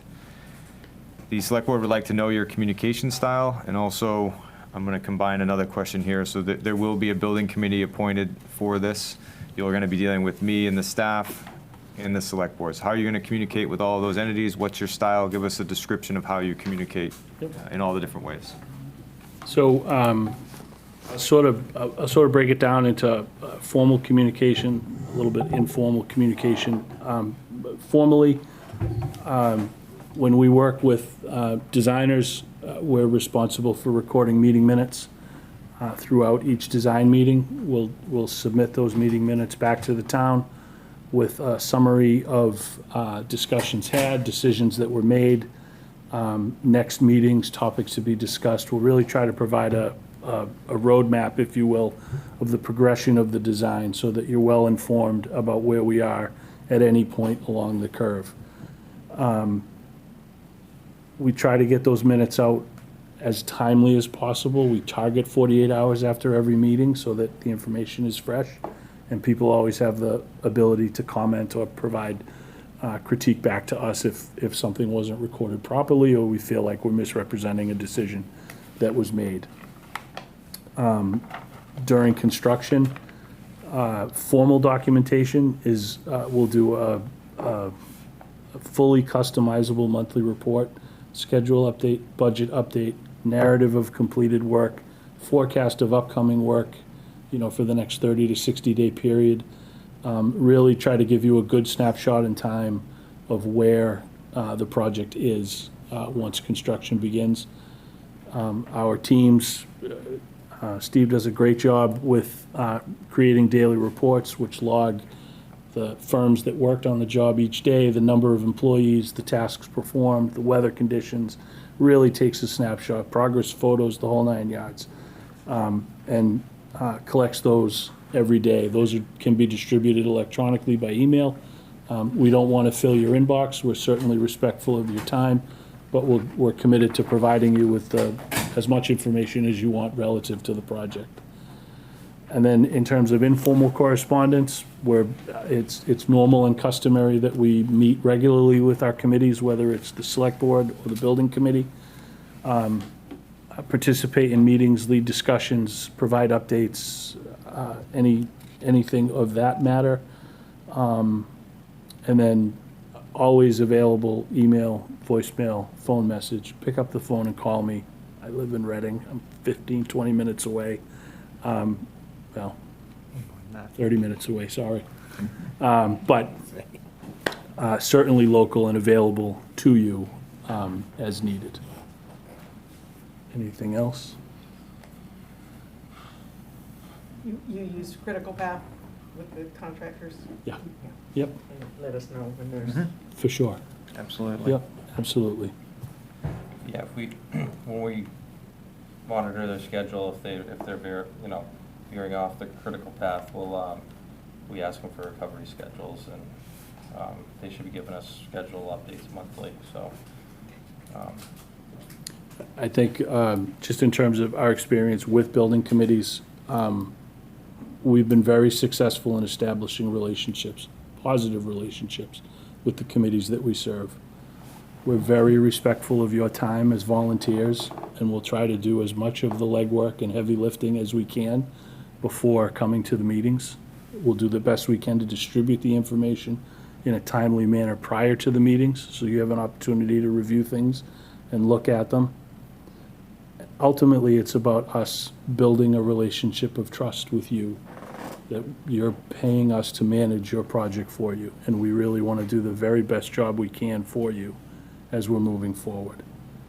I always ask the people that work with us, I always say to them, please don't bring problems without bringing solutions. And that's really what you're asking us to do, is to create this synergy of information and highlight the path forward to make the job successful and run. And that's really what we focus on. All right, team, we have 30 seconds if you have any follow-up information. Sorry. Oh, we're right on time. It's perfect. I have a quick one. I'll Okay. try to make it quick. Building committee. So we will establish a building committee for this project. And in this town, building committees are volunteers and they take it very seriously. So it'll be an active, engaged group. Who would be the main point of contact with our building committee? Depending on the point of construction, I would say either myself or Steve during design, and then probably either Scott or Steve during construction Okay. is likely the way it will run. All right, great question, great ending. Thank you very much for coming. Thank you. Thank you very much for your time. To the board, you have 4 minutes. Stretch your legs, get your water. I need more water. Good night, everyone. Goodbye. Yeah, thanks a lot for very coming. much. Yeah. Thanks, Ron. Thank you, I appreciate it. Thank you very much. Thank you. Couple of things. Right. Bye-bye. Thanks.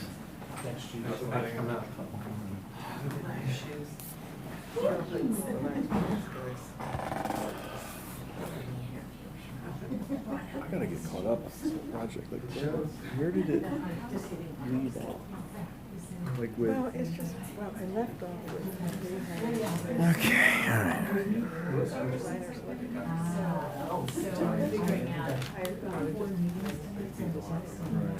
Gotcha. Said it was only 20 million. And so we didn't trust Or, selection. or the designer Wanted that- that's giving him the bid, right? Right, well, so, and So so that's we why you said- need these guys to this say, is where we that's said- not what, we like, Right, okay.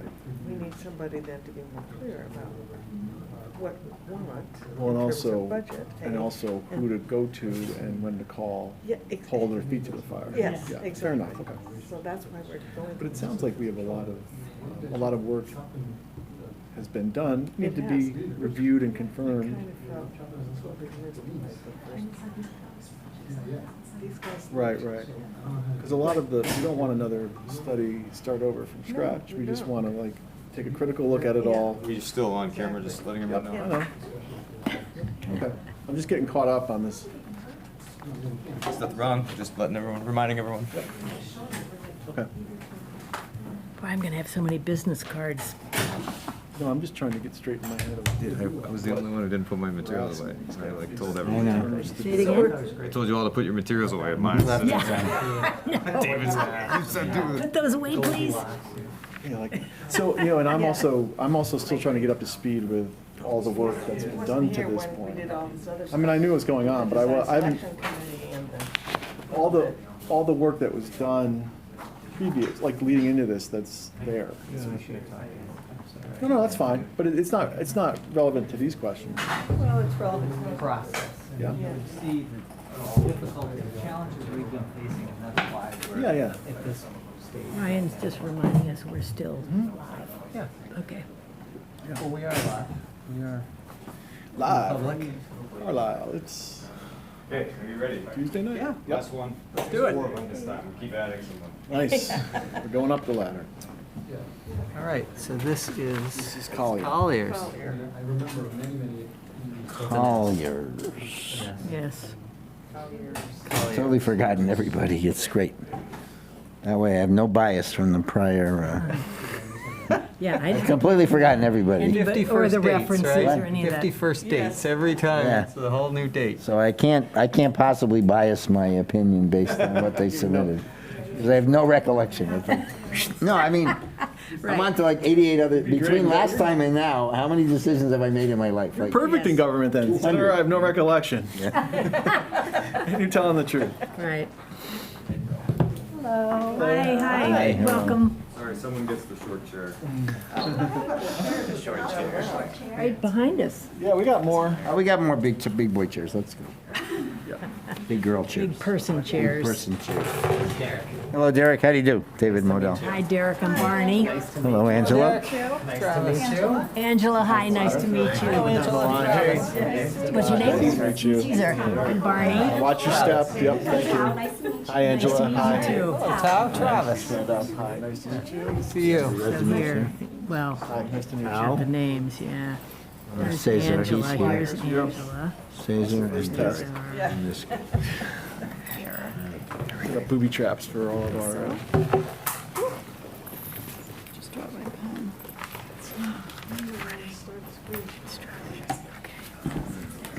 All right, great. If you want to take a minute to introduce yourselves, I know you just shook hands, but to anyone watching and to the board, and then we'll get right into the questions.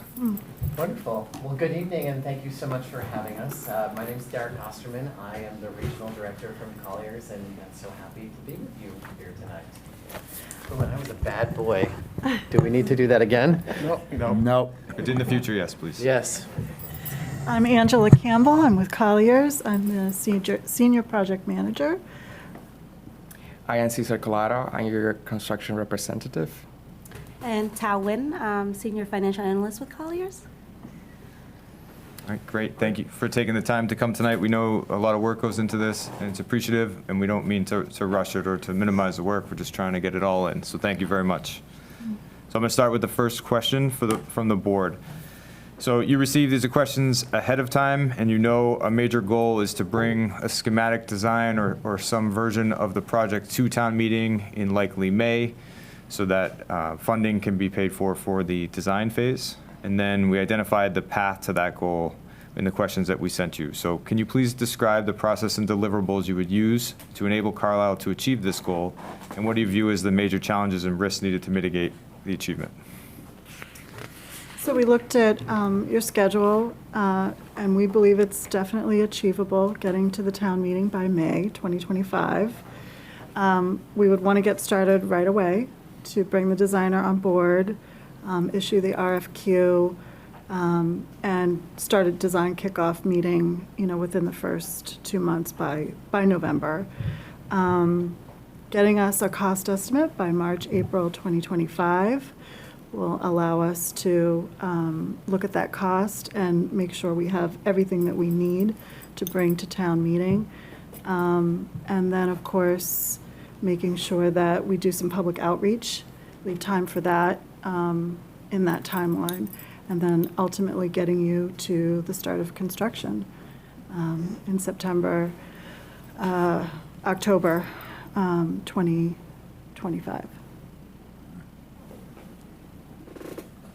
So I'm the resident question asker for this one. I think one of the, and maybe it didn't come across in the materials, but one of the critical things for us is the pre-design phase, and our goal is to bring basically a high-level schematic, I guess is the right term, to town meeting so that we can get funding to carry us through the full design phase and into construction. So at the front end, it's working with the board, the chief, the different stakeholders to really review the work that's been done to this point and do the work required to bring a recommendation to town meeting for a design for funding. So I'm curious how you would use that time over the next few months to do that work in terms of how you would work with us, community outreach, and things of that nature.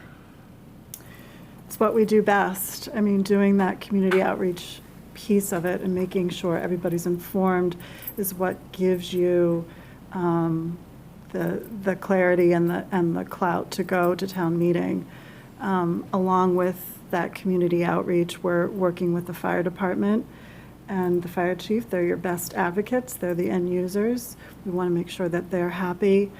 And ultimately, getting you the right designer to do the project is probably the most important piece, bringing them on board in a timely fashion, getting their expertise and getting the team up and running and working with the committee. And how is that, what's your process in general, for selecting the designer and matching the designer to the project requirements? So we have a tried and true process. in terms of submitting and getting an RFQ out there. We have templates, we have all the correct wording, is the best way to say it. And we have great expertise working with a lot of design firms, so we can help guide you in that process and what each designer brings to the table and their expertise, and looking at a good match between what the project type is and what their experience and expertise is, that making sure that that matches, that gels. Can I ask?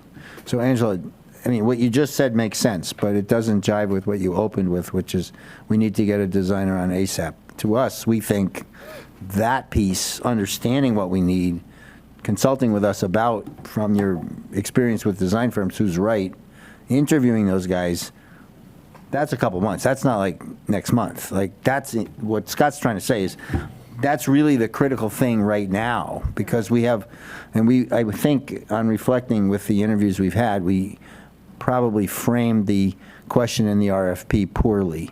But this is a 2-town meeting process. The first step is to get the funds to get a designer on board, for which you need some schematic and some ROM of what the end cost is, but not the design. And then the second meeting is the actual design construction budget that would be voted in a subsequent town meeting. That, I don't think, maybe that was clear.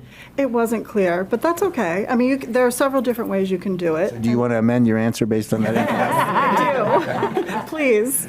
Yes, it is very critical that we get the designer. If that's the route you choose to go, then we need to get them on board.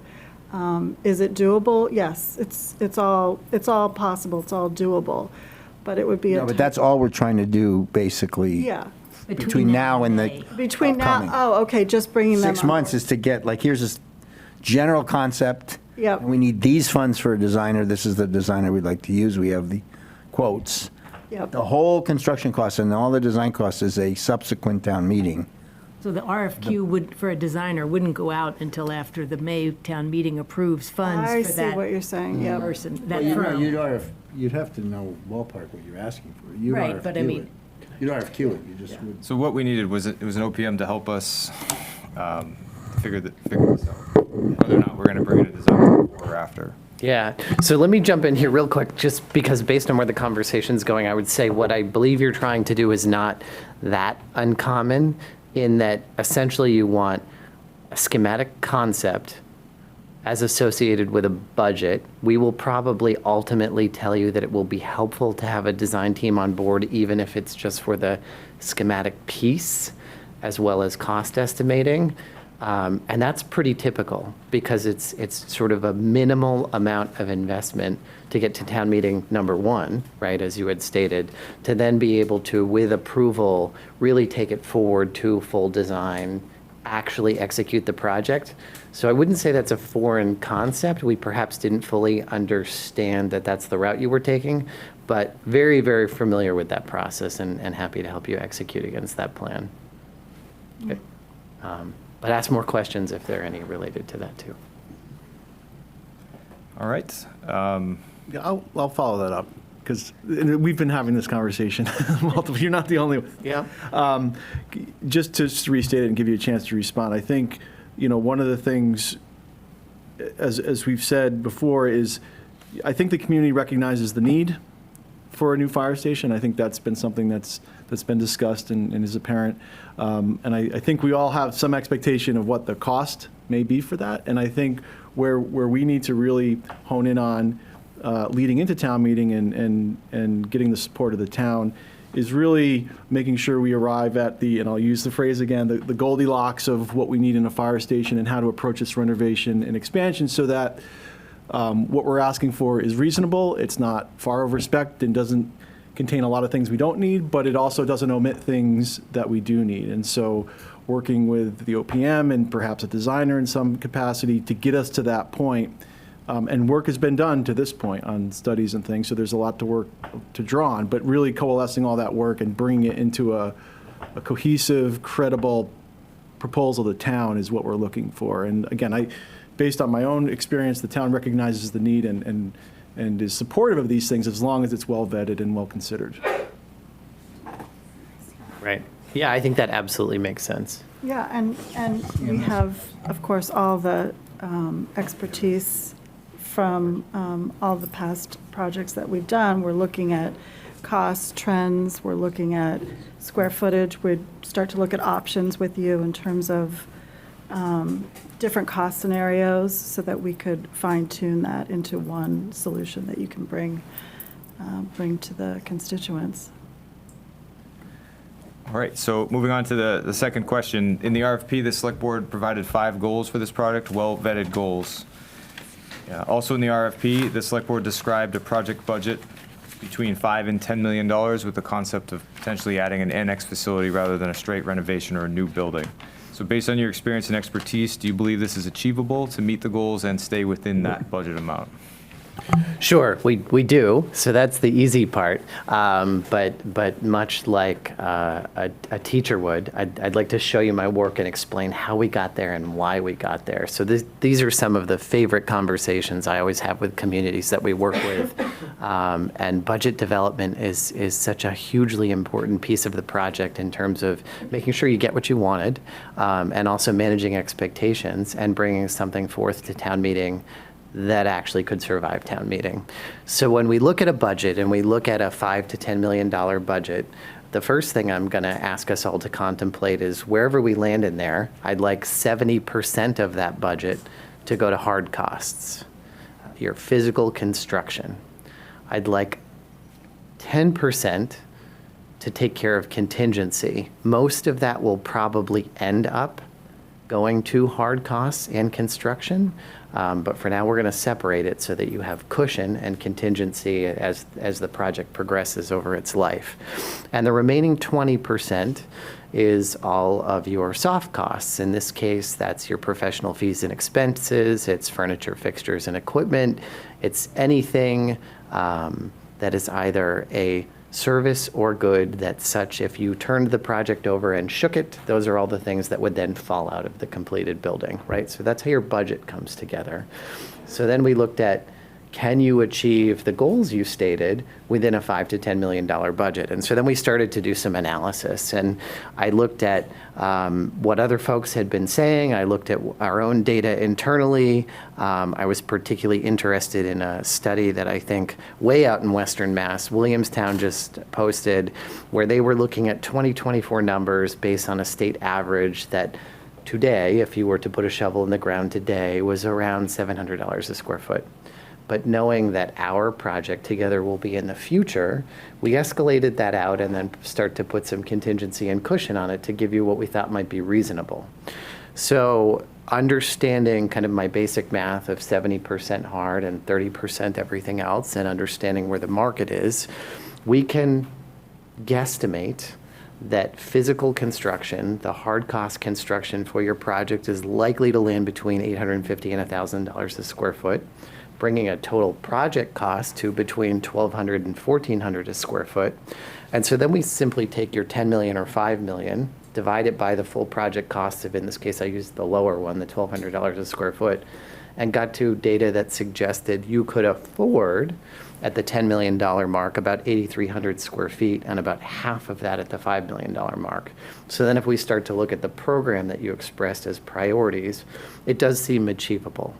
And so the question then is, how do we get there? And I think that relates back to the first question of making sure that we're involving the community, picking the right design team, and working with you to make sure your vision is actually executed properly so that you get an appropriately sized and functioning project as opposed to a little too much or not quite enough.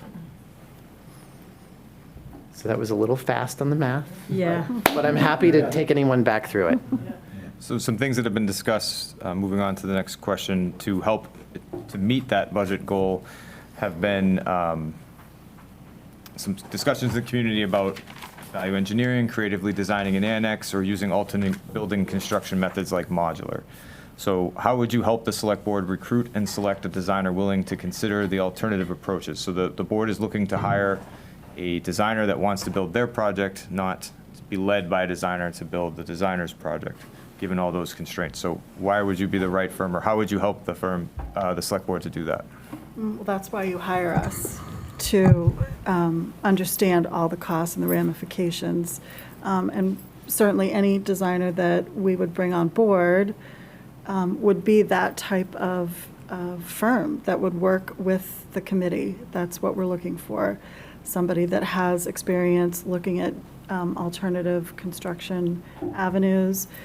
We, as Colliers, would be exploring any and all opportunities to help save money, stay under budget, and any and all opportunities will be looked at. Finding the right designer, that's part of our job as well, is to guide you to make sure that it's the right fit, that they have the experience and the knowledge to understand that coming in on budget is a priority, and looking at those opportunities are part of that process. Okay, not seeing any follow-ups. So the next question, please discuss your recommended staffing plans for this Carlisle project. Is the team here tonight? Will there be anyone else who will be dedicated solely to this project? Yeah, thank you for that. So the team is absolutely before you this evening, so I'll explain a little bit about each of our roles, and then I'll mention two people who aren't in the room but are important additions that are available as needed. So really, myself, again, I am sort of your view into Colliers and make sure that you have a good experience from a municipal perspective, from a client perspective, and the team is always getting you what you want. If that were ever to not be the case, certainly you'd come to me with that feedback and we'd adjust it immediately. But in terms of day-to-day, Angela will be your project manager. What I love about Angela in particular is her specialty is public safety, primarily fire with some police, has decades of this work, was recruited to Colliers specifically for her expertise around planning, design, and management on fire station projects. So can't think of a better match. She then is supported by Cesar Collado, who is a recent recruit and is really doing wonders for us in the field. So as the project will eventually transition from design phase to construction, Cesar will be your eyes and ears as the project is actually being built. And then certainly as importantly, especially given the objectives of this project and the financial constraints, Tao is our internal financial analyst, cost controls, and general support in terms of funding, finance, and managing all of that, as well as providing analysis and kind of managing your risk profile. So while you won't see her every day, you might see her monthly, she's an incredibly important part of the team to make sure that finances are well tracked, managed, and that we're avoiding risk everywhere we can throughout the life of the project. Then beyond those folks, you would have seen in our qualifications a gentleman by the name of Tony DeLuzio. So in support of Angela, Tony similarly has built his career around public safety projects, and I never like to send one expert into a community alone. I always like to have two, so there's a backup option. So Tony would be the backup, and then to the extent that we need it, we're delighted to have one of the leading minds in terms of MEP systems and engineering on our team. We have internal commissioning, and so Sarah Maston will be helping us from an engineering perspective in terms of the technical review of designers' documents and making sure that systems are appropriate. I think one of the things we've heard more than anything else from clients is when a building is done and turned over, sometimes then turning the operations to the local municipality isn't always so smooth. So it's our commitment to make sure that doesn't happen to you, and that's really what Sarah's about. Do you have an estimator on staff? We don't. So we generally use third-party estimating. The reason we do is because it's their full-time job to collect market data, and while we are the largest OPM in the region, we want more. We have our own market data. We want someone else's, and so we'd recommend that we go outside. All right, any follow-ups? Yeah, just a quick, I was looking at what you provided in your proposal about on-site And so I see that, Cesar, for the construction period, it's listed 1 to 2 days per week during construction. Yes. Yeah. And so there's some concern among some of the town hall experts in this kind of thing about having a kind of a clerk of the works that's there on site during at least the kind of the critical times of construction. So how do you, what's your thinking about that? Yeah, sure. Thank you for that question. So when we put that together and our thinking around that, generally speaking, is we absolutely agree that there will be critical moments over the life of the project where you need someone on site that day, and Cesar and/or a member of the team absolutely will be there. Knowing that you are likely cost sensitive, though, I don't know that it makes sense to have one or several full-time personnel on this project, given the size of the project. If we were talking about a school that was hundreds of millions of dollars, you wouldn't notice the cost of having a full-time employee, so to speak, monitoring it for you. I can tell you that you absolutely will notice the cost, no matter who your OPM is, if you want a full-time person on site from your OPM team. And so really the thinking there is we want to be smart with your money, only provide resources when you absolutely need them. And we're happy to continue that conversation with you, but we don't want to force staff on you when they may or may not be required, because then that comes with costs that you have to spend on labor as opposed to putting into your building. And when you say your team, that's the 5 people listed in your proposal, that team stays constant. We do. And then when you said you might assign a different member of the team rather than Cesar, if we Meaning needed one it. of the 5. Yeah, one of the 5. Okay, great. 6. Oh, I'm sorry, it's 6. Oh, sorry. My bad. Yes. Right, 6. Yeah, if you exclude me, it's 5. The question may be too large for the time we have, but for Angela, I know in the materials that had been sent in the proposal, you have a lot of experience specifically, you indicate with public safety, with fire stations, energy efficiency, all the things I think that we're looking for. Can you just speak to maybe a couple of the key challenges in doing fire stations that maybe a more generalist may not have that you bring to the table? So, Yeah. I'm sorry, Angela, I'm going to rephrase that one a little bit for you, just to make sure we hit all the questions. Okay. And it relates, Scott, I promise. So Gotcha. there's 3 phases to this project. There's the pre-design that we talked about, the design itself, and the construction documents, and then the construction. So given that OPM firms have different strengths and the select board wants to work with one firm for the entirety of the project, why are you the right firm? Why do you have the right skills to help the select board with this project? Fire station specific.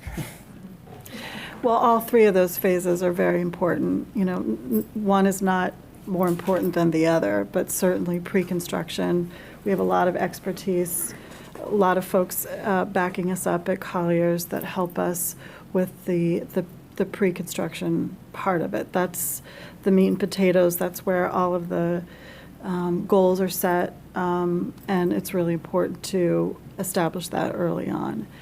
The design portion, you know, we have great expertise in terms of doing some quality control. Certainly, we go into all the drawings, all the documents that designers provide, and go through all of them, look for any gaps, look for any missing information. We do an extensive quality controlled review of all the design documents. And then the final phase in terms of construction, you know, as we mentioned, Cesar comes in with great expertise in terms of managing the construction project on a weekly basis and making sure that everything is as it should be. I'll let him speak to that. Yeah, in that part, I will supporting you, as needed for the project. Basically, my main function here will be to be your eyes and your ears in the project. And basically in the construction phase, I will be monitoring like the cost, the quality, and like that everything is on a schedule and as you expect it to be. I will provide later when we finish the meeting, but we have like a standard weekly, advance of the project, how it's going. And also during the closeout project, we have like all the documentation in our server, and we can organize that as you wanted to. And you have all the punch lists, all the documentation that you need, so you can operate like as you need the building. So basically, that's what I can tell you so far, that we can provide you in the construction phase and the closeout phase too.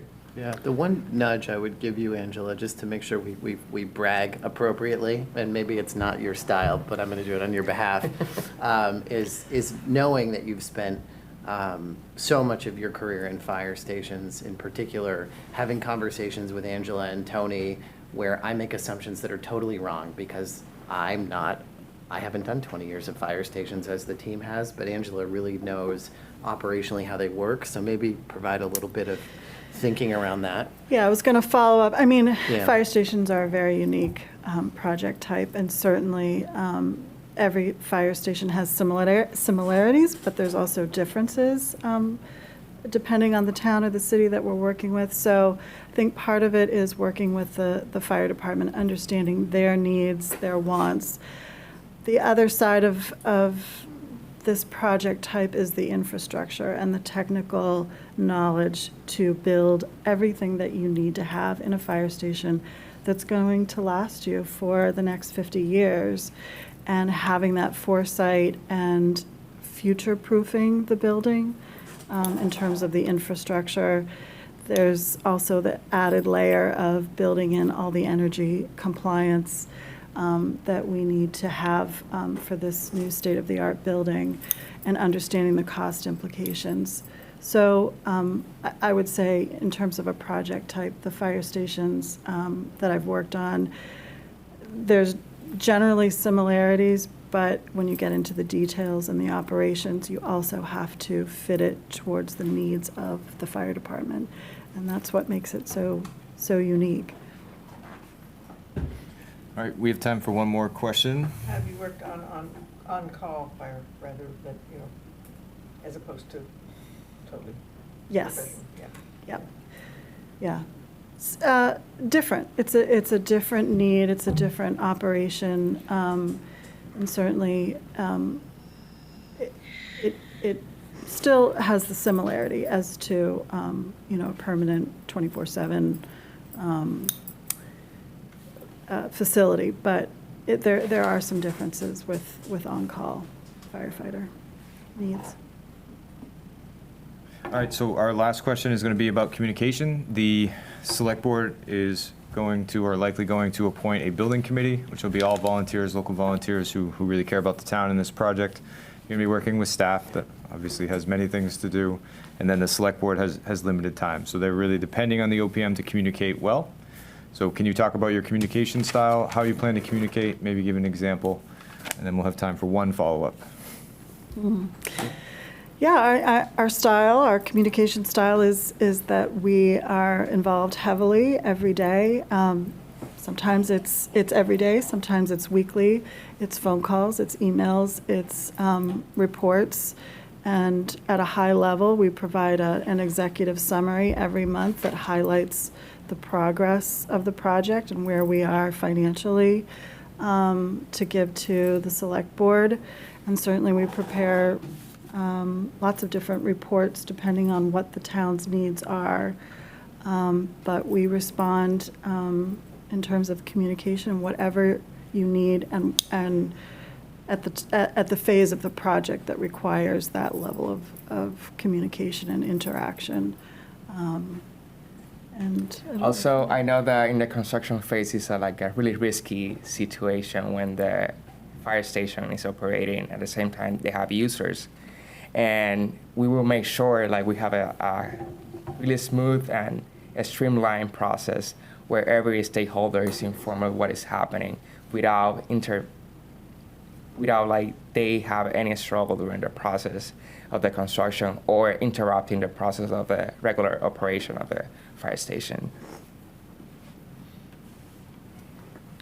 Any follow-ups from the board?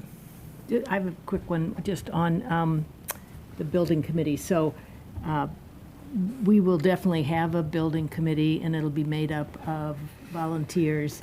And typically, because we've had other building committees, it's a group of people that are very committed and really engaged and are going to want to be, very involved once everything's set to go with the just how everything progresses. So, how would you see yourselves interacting with a building committee? And honestly, that would be the group you'd interact with more, frankly, than you would the select board. Once it's a go, yeah. Yeah, it's okay if I offer a couple Yeah, thoughts? go ahead. Yeah, so I would say that basically on essentially every municipal project we work on, it more often than not is the building committee that the team has the pleasure of working with. And what I think we do really well is we empower all of the building committee members to have all the information they need to make all of the decisions that need to be made, because it's really not our place to make decisions on Carlisle's behalf. It's the building committee, and you're all positioned to make those decisions. But we give you all of the objective data to make those decisions and empower people and really get them excited about their participation on the committee, because everyone joins for very different reasons typically. And we want to make sure that people feel really passionate about the project and quite fulfilled, not only at the end of the project when we're cutting the ribbon, but all the way through. So I think it becomes a really nice collegial working relationship between the Colliers team and the building committee as we kind of charge forward with your shared vision of what this project will be. So really typical, and we're all kind of people. We stay here all night if you let us, and so we're ready. Well, we'd love to have you all night, but we can't. We'll be here all night. Here all night anyway. Yeah. So as I said in the beginning, we really respect the time that goes into this. We know this was abbreviated. We have spent a ton of time with your materials, and the interview's been very helpful. So thank you for coming on behalf of the town and the project, and we appreciate everything. Thank you. Thank you very much. Thank you very much. You all.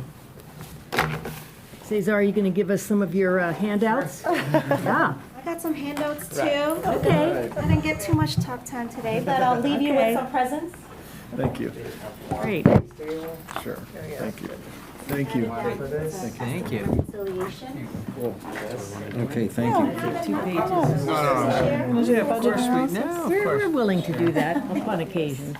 Estimate reconciliation, if you want to talk numbers. All right, very Is this good. for a particular type of So project? it was another project I've done recently. It's one of the most recent numbers we Okay. acquired this year over the summer. Yep. There we go. And they're in 50% construction documents.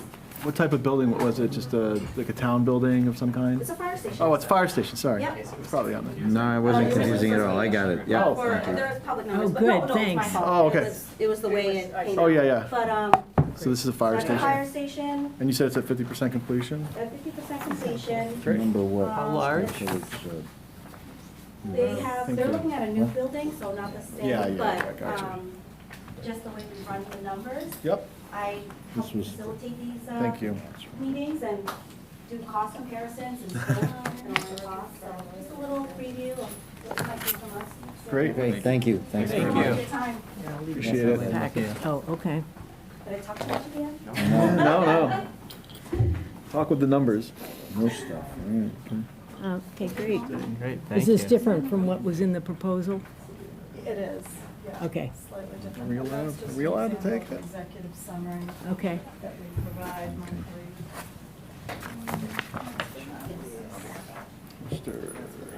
That was a big one. It'll change a little, but. Yeah. And,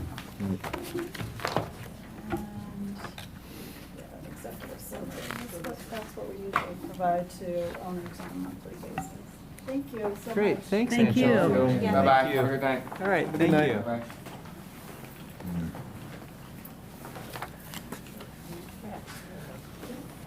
All right, so just to remind the board from the last meeting, you went through each one of the proposals to create the short list, so we're now limited to the short list parts of the proposals. Yep. You can adjust your ratings for the RFP responses based off the interview. So Yep. the numbers that you've already created, you have the references, and then you have the interview scoring to do for each firm.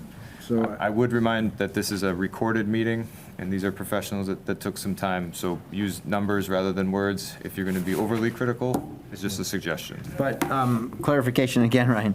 So I thought where we landed was the play-in round was done, and we picked 3 of 6. And then we clear all the yellow cards, and now we're a fresh, they all start even at this, for tonight. Is that true or not true? You would have to adjust the scores as they already exist and justify it. So that's opposite of what my understanding was from the last time we met. I thought we clear the old one. That was to get into this round, and now we evaluate them based on what we heard today. So we can't quite clear the field. You have to take the entire proposal together. Okay. I don't remember. Then you have to remind us where we landed. Do we have this? I anticipated that. Keith's got a question. Were you able to get references for RBG? No, I was not. I got one additional reference for Collier's. And? Those were sent out. I can. It was for the Williamstown Fire Station. Sent out to home. And to the group. paraphrase it, they thought they had the required expertise. The project contact I talked to felt like their specific, some of the aspects of the projects weren't tailored to their specific needs. And not a comment on the individuals, but they felt like the larger, they were a bit more focused on the corporate bottom line. Yep. And corporate processes versus their individual needs.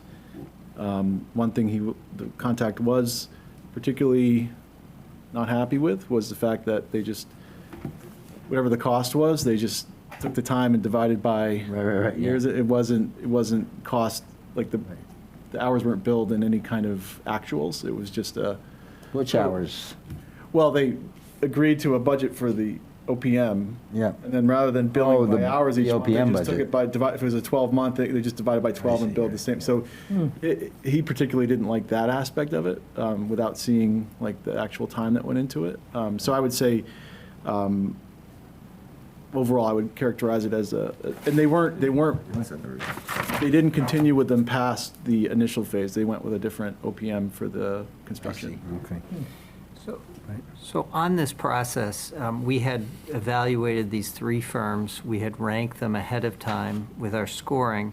And the score, and I think this is all public, right, if I was to say what the scores were, or the lowest rated one was RGB, who was the first to present tonight. And so I would just, in a way to expedite this, was there anyone who felt as though the RGB, the first presenters tonight, moved up significantly, or would we still consider them at the? I think it's an excellent way to look at it, and Yeah. my answer is no.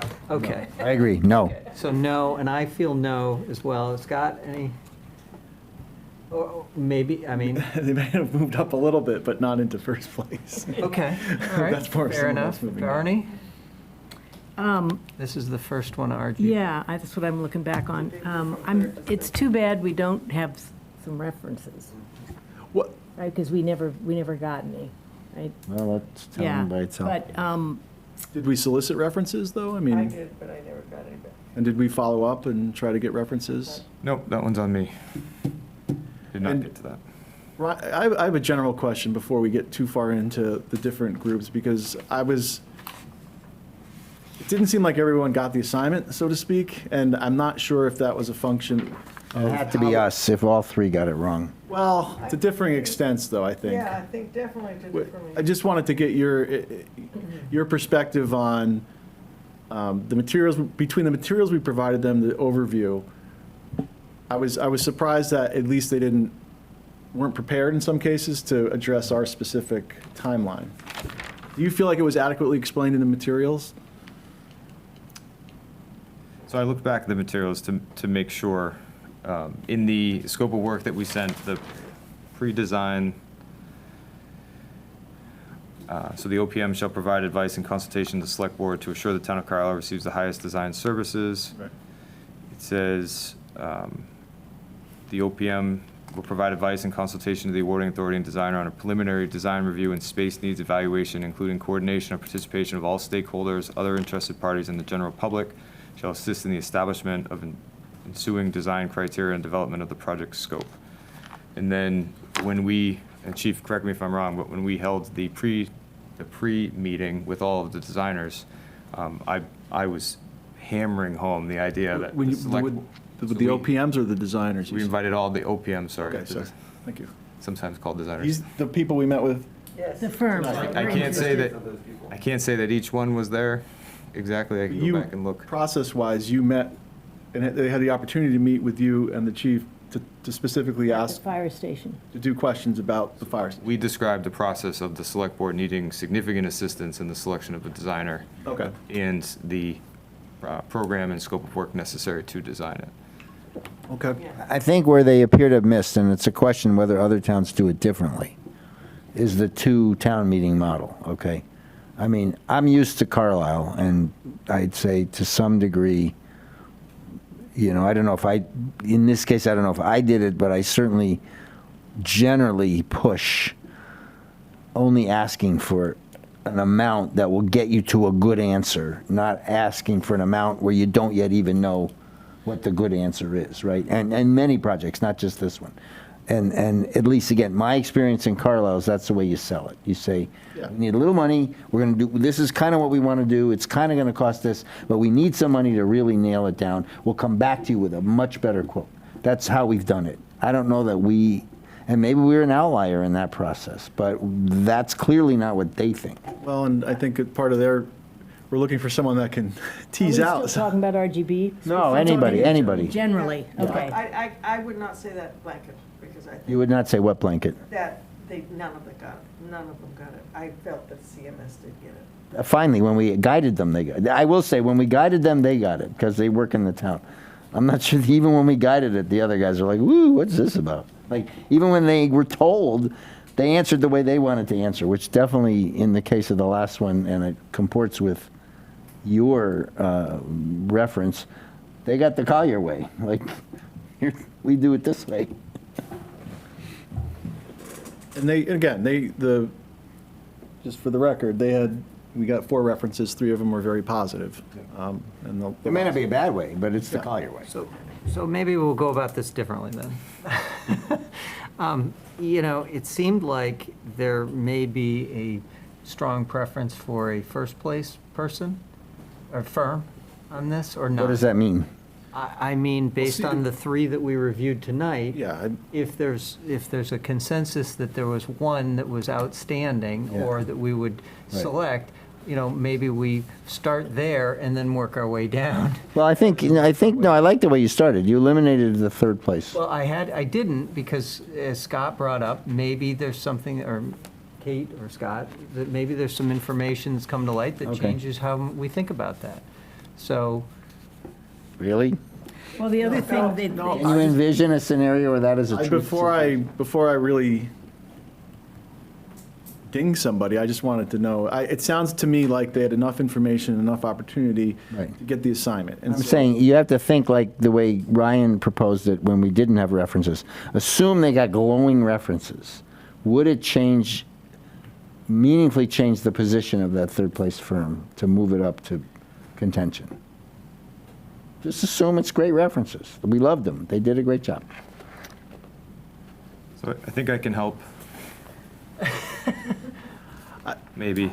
I might move them up to second, I might not move them up to first. Yeah, they definitely don't move up to first. No, I mean, for me, let me be frank. So, for me, Can I try to just give so qualification criteria for interviews. So a highly advantageous firm demonstrates excellent presentation and communication skills by the actual project staff with a clear understanding of the project's needs. Advantageous is satisfactorily presents, and not advantageous is a poor presentation. So based off your initial scores, assuming you don't want to adjust them based off information you heard tonight, the ranking was CMS, and then Collier's, and then RGB. This is inbound. Inbound. Yeah.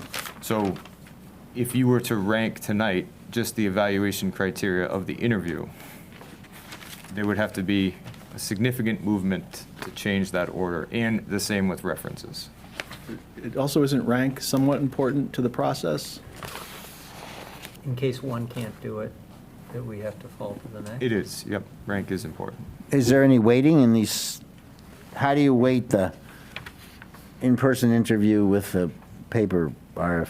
Well, David, I did see in our scores that we did last week, that we had a significantly, the first CMS Right. scored significantly higher Yep. on our Okay, yep. pre-interview. Right. So if you talk about weighting, if there was something that was, Yeah, right. I would give them a lot more weight initially going in. That's right. No, I agree. I agree with that. The benefit of the interview and the references is that you can blank someone. So if you do not want to work with someone, or you get a reference that you can say, then they just don't even meet the criteria. Right. But it is difficult to go the other way and say, this interview was So good. fantastic Right. that they're going to go leaps and bounds above. That's You not can move an up. issue with any of them. I'm just explaining the process. to you, Frank. Given that, I would, there's one that I feel is clearly the strongest candidate for us to consider, is my opinion. Right. But I would potentially ding the other two and say,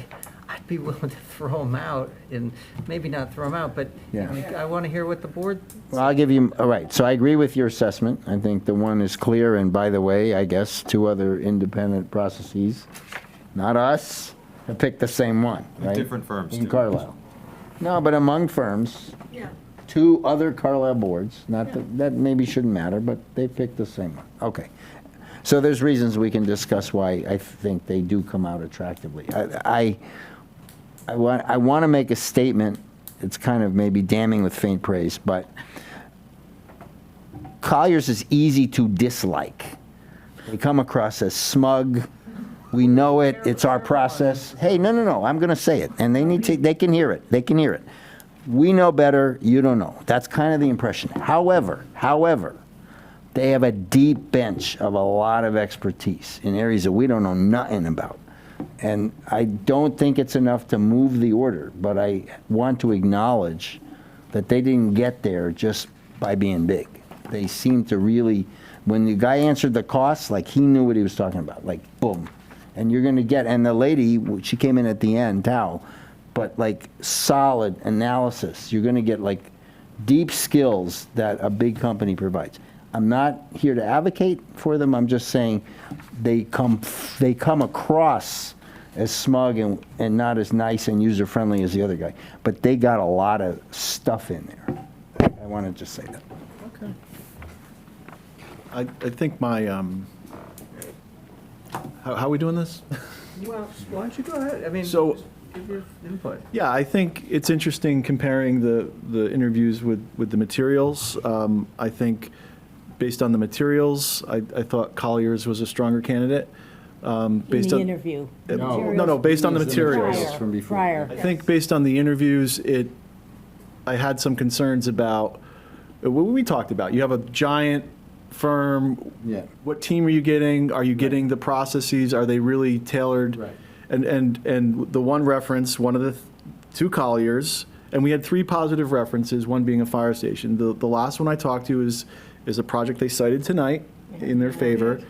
And he also said his advice to us was, or not to us, but in general, one of the things he said was that, for a project like yours or our scope, because we talked a little bit at very high level what we're doing, you may want to think twice about going with one of these big guys because you probably want more of a tailored experience that a smaller firm Yep. can give you. And I think with Colliers, that's kind of where emotionally I net out is, Yeah. They're going to tell you you're not and going I don't feel like I was kind of surprised how off they were with what we were trying to do we need to get you to design done by town meeting, which Yeah. concerns me. I mean, with all those resources, you kind of missed the assignment. Right. Not a fair statement. So, I don't think we wrote our RFP that So- poorly, that people didn't get that. Oh, for So three. it's- I don't know. Data suggests we did. so one thing I think and again, I think CMS has the best overall package, but even RGB, I will at least say, I like their materials the least. Right. But I appreciate the fact that they are a smaller operation. They have done fire stations. did bring a relevant handout that at least, Yeah. so I appreciated their approach. I appreciated what they brought to the table. But in terms of the best combination of materials and presentation, I thought CMS was the best. And so I would rank the interviews kind of CMS as advantageous.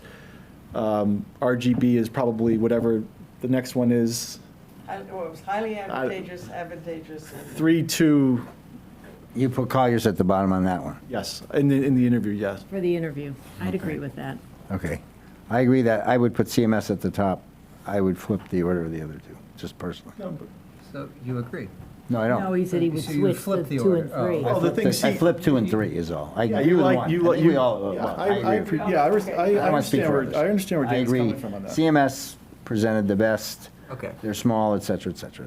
They only do OPM, all that jazz. All right. So I think we can universally agree that they would be our number one choice. Yeah. CMS. Yep.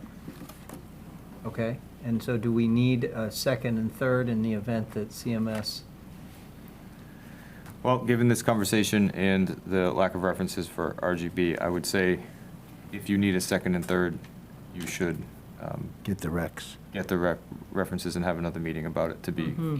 That's fair. 100%. That's fair. Do we need it, though? Because. Only if you need it. Do we wait and see, you negotiate with them at the, if we were to give you the go-ahead, which presumably we'll do tonight, if we're in agreement, you will negotiate with them, get a contract, and we'll sign it. If you are able to reach agreement with them, that's the only reason that we would need a second and third. Correct. And do you think we would, we've worked with them in 2 projects in Carlisle, I think it would, history would indicate Well, that. we've only started, they haven't done any work yet. No, but what he's saying is they've reached To get to an successful agreement. You've agreement on with successfully 2 reached others. an right. agreement. Yeah. Do we need to spend the time at this point, or is it a reasonable risk to just say, we're just going to stick with the one, and if something falls through that's unexpected, then we're going to lose some time in this, but we maybe don't lose that much time for the effort that we would put in getting references and coming out and have another meeting to change our viewpoint.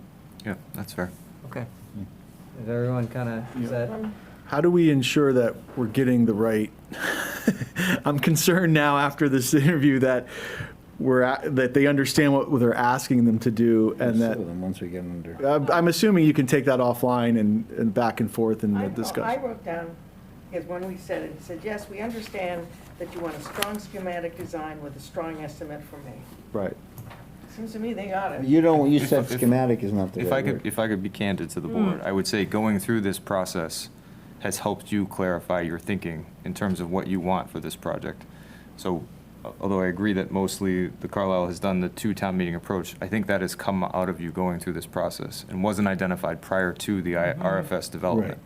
So you're communicating, you wanted an OPM because you wanted help understanding what you need to do with this process and where to go. They did the best they could to respond to what we put out, which was, we need help with this, and here's what we think might happen. Now we can work with a firm that you feel comfortable with to really hone in on the project and define it that way, as long as you feel comfortable with who was selected. But I've worked with you now on this project for 1.5 years, and you are continually moving towards where you want to go in a good way, but it hasn't always been clear, so I'm not surprised that some people don't know. Well, and exactly. still, the end product is not clear. The wanting help is clear. Right. So. That's why we're hiring the right, OPM to help right. clarify. So I would say, I agree with what Ryan's saying. The main thing is, are you comfortable? Look, I think all 3 have the creds to do a good job, right? So who are we comfortable with? Who will be responsive to our idiosyncratic needs? Right, small town, on-call department, blah, blah, blah. So I think we've reached a consensus on that. So in answer to, or not answer, but in response to Scott's concern, I think if we're comfortable and there's a reasonable negotiation about what it costs, I'm confident that we can then reconvene with them and say, all right, now let's really talk about how we get to a good assessment of, merging our needs and what you practically know about the industry, like what the Colliers guys say, like it's $1,200 a square feet. So yes, it may look a little different, but it's still going to be $1,200. That kind of conversation will be an open conversation, a candid conversation once And do you expect us, as a select board, to do that? Well, I don't know when we go to that. the That might be building the, committee? that might be the building committee. All I'm saying is, Or are we still, the process of, No, I'm going to be firm with that. It has to be you. yeah, I Okay, think so, okay. because it's programmatic goals Right, and okay, fitting fair into the enough, fair budget. enough, yeah. And making right, sure we're that's not, right. right, we're not laying it out. We're just saying how, Just right, build what we. right. They're going to monitor, right, that. Yeah, okay. So I think, does that address your concern, kind of? Like, would you be confident if we picked CMS to have that conversation with them and get to the answer you? Okay. Great. Do we need a Now, vote, Ryan, or is this? Quick, wait, Oh, I go got ahead. one quick Yeah. question on this. So, I know that the proposal, the cost of using CMS for the police station has gone up from what they originally, I don't know if substantial is the right word, but they're basically, we're taking money out of the contingency in order to cover their fee, which we had underestimated fairly significantly, right? Am I saying that right? Not quite, no. Well, So that has nothing to do with CMS. I thought in the document I saw in front of the building committee on Friday, how much they thought they needed to get paid had gone up substantially from, I think it was 90,000 we had in there for the OPM. So that's the building committee, not CMS, though. CMS is only responding to the scope that we gave them for cost. The building committee estimated the 90,000. Okay, all right. Were they contracted at 90? Or, no, it hasn't been contracted Hasn't yet. been contracted. Okay. So this is part of the process, like, this is what it costs to do. But your sense was that what CMS proposed was reasonable in the context of the market and the scope, and that the 90,000 was just an underestimate. Yeah, and the under committee. the umbrella that we're just doing understanding and not talking money before we talk qualification. Right. That's important for procurement. You heard tonight what a few of them said, or a couple of them said, which was, we can do whatever it is you want us to do, but there's cost involved with that. So if you want a 40 to 60 hour a week Right. service to monitor every second of the project, which everybody would, given like unlimited resources, then that's what's going to cost. I'm suspecting, based off conversations we've had so far, that each firm is going to say, we think that's overkill for the size of your projects, but you have to decide that risk level. But wouldn't also CMS, they more or less said it, right? We're here in town anyway on 2 other projects, so being here is not the issue, right? So once a person or firm is selected for their qualifications, then you can have, according to council, then you can have conversations about divvying up work and stuff like that. As long Okay. as you select just on qualifications, we can talk budget. But I just want to answer the question.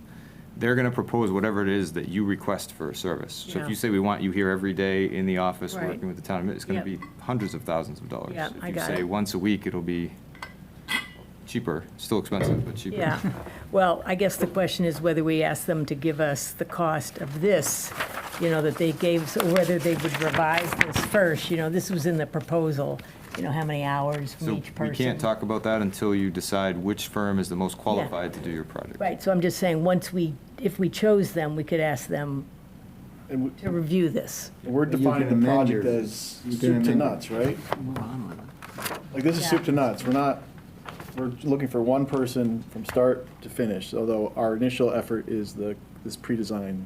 What are we asking them to, whoever we pick, what comes next? We ask them to quote a certain work scope? Yes, so I'm going to We've not bring you. yet done that. No, so I'm going to bring you that scope Okay, with their proposal, and then you can react to the cost and Okay. the proposal. Okay. okay. And that's based on their proposal. But is Okay. it based on the proposal they already sent, or they will revise that? So in the RFS, there is a scope from overall project down to closing the project. Right. And that's like, if you're going to have an OPM do every single thing, we Right. said, maybe we'll do that. Right. They will give you a proposal for that, or some smaller version of that. Because those are, But do we have a, so, I mean, I thought we've kind of said that we're scoping like Part A, right? From now till town meeting. The town may tell us to take a hike. We're not, are we scoping the rest? We have 2 quotes? How do we evaluate? we're going to get good question. So we're going to get a proposal for the entire project, but it's going to be in parts. Okay. So the first part, the pre-design, as we're Yeah. calling it, will be one price. And we would only contract for the first part. we will contract for the whole thing, but they're gates. They're So optional. if we stop here, and then the money Right, stops. we only obligate for the first, yeah, okay. Okay. But first, you have to pick the most qualified Right. firm. Right. So that's I what we're think doing right we're- now. yeah, Are we and ready to, do we vote on We'll it? try this at home, folks. So would Is you, everybody ready to? yeah, Let's vote, well, 9:30. let's would you vote. like to, someone make a motion, I guess, for a vote for the I CMS? move we authorize Ryan to open negotiations with CMS for OPM of the fire station project. Second. Do you need anything more? Is that good? Okay. Any further discussion? Okay, let's take a roll, not a roll call, let's just do a voice vote. All in favor of the motion? Aye. Aye. Any opposed? None. Okay. Yay, okay, very good. I'm with that. Okay, a little longer than we thought, but No, this was the right on plan. time, it's right on time. 9:30. Oh, yeah, town right on time. administrator. Well, we were going to do a ARPA update, I thought. or That's is that coming, the I old- thought you said the Coming right now. revised agenda was 9:30. 9:30 I to missed- start I didn't get ARPA. there, yeah. I didn't either, Yeah. but maybe you were out of the room when Brian went All right, over I this. sent you these via Oh. email. So in light of the OPM discussion and just the general calendar, I wanted to provide an update on our ARPA funds and also proposed some motions, which I'll just walk you through. The key thing right now, as we look at, again, just high level, we have to have funds obligated by the end of December. All available funds have to be obligated by the end of December, or you lose them. So we're just in the process of housekeeping, freeing up available funds, identifying funds that aren't going to be used, and then putting them back in the unallocated fund. So as of today, we currently have $119,553 available that could be allocated by the Select Board. That money is, again, unallocated and can be allocated with our vote. Below, and that's about up around 95 last time. We've closed out some projects, and I can take you through those, but basically, about 25,000 was returned to unallocated. I have 4 motions below that we can do tonight, or we can do at a future date. Essentially, these are, actually, I'd like to do the Council on Aging and Human Services one. These are all based on conversations with the project owners, and these are requests that they made and feedback that they provided. So I'm not looking to recommend we take away money from anyone that had money approved and wants to use it. These are all just check-ins and project updates. So for the Council on Aging and Human Services, Carol wanted to take $1,350 that had been approved for nutrition support, which has been spending at a lower than expected rate, and apply it to rental assistance for seniors in need, because she has a couple of new requests. So motion 1 is essentially transferring $1,350 from one of her projects to another project at her request. Motion 2 was based on the current spend on the online mental health counseling. She just projects that she'll have some additional funds that won't be used, and so motion 2 is essentially taking out some of those funds based on her feedback on what would be used. So these are probably motion 1 is one that she would actually like to have approved tonight. And she offered to be here, but I know she's, I think, in transit, and so I just said, no, I can speak to that one. ESC, in the House tonight, I had asked about the remaining balance there, and they had communicated back some of the activities that they still planned, but then said that of what had been approved, they'd have about, well, exactly $602.44 left over. So I was recommending reducing their project budget by that amount to so that they can do the things they want to do, and then we can return those funds. And then the last one, I don't know, Ryan, if I had checked in about the remaining funds in the Town Hall Records Management. I know back in August, you were just awaiting any final invoices. I know nothing's come in. If that project is closed, we can either close that out separately, or we can do a motion to zero out the balance. It depends on if you still have a question about if there's outstanding invoices. There is an outstanding invoice, which is why I haven't answered. I Okay. can't get them to send it to me, so. That's fine. So we won't do motion 4, and what we'll do is a project closeout, which will have the same effect.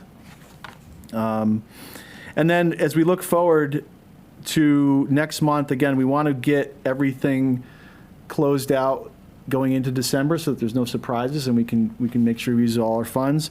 The planning board and they had been approved $87,500 for the GIS implementation. Julie is estimating she's going to have up to $16,000 that she won't be able to spend related to digitization of the Board of Health records. That has been delayed or postponed, and so some of the contract work she had planned to use for those funds, she will not be able to spend. So I'm not recommending that tonight. I want to have some more conversations about that, but that's a potential amount that could come back. And then I'm following up with the Board of Health.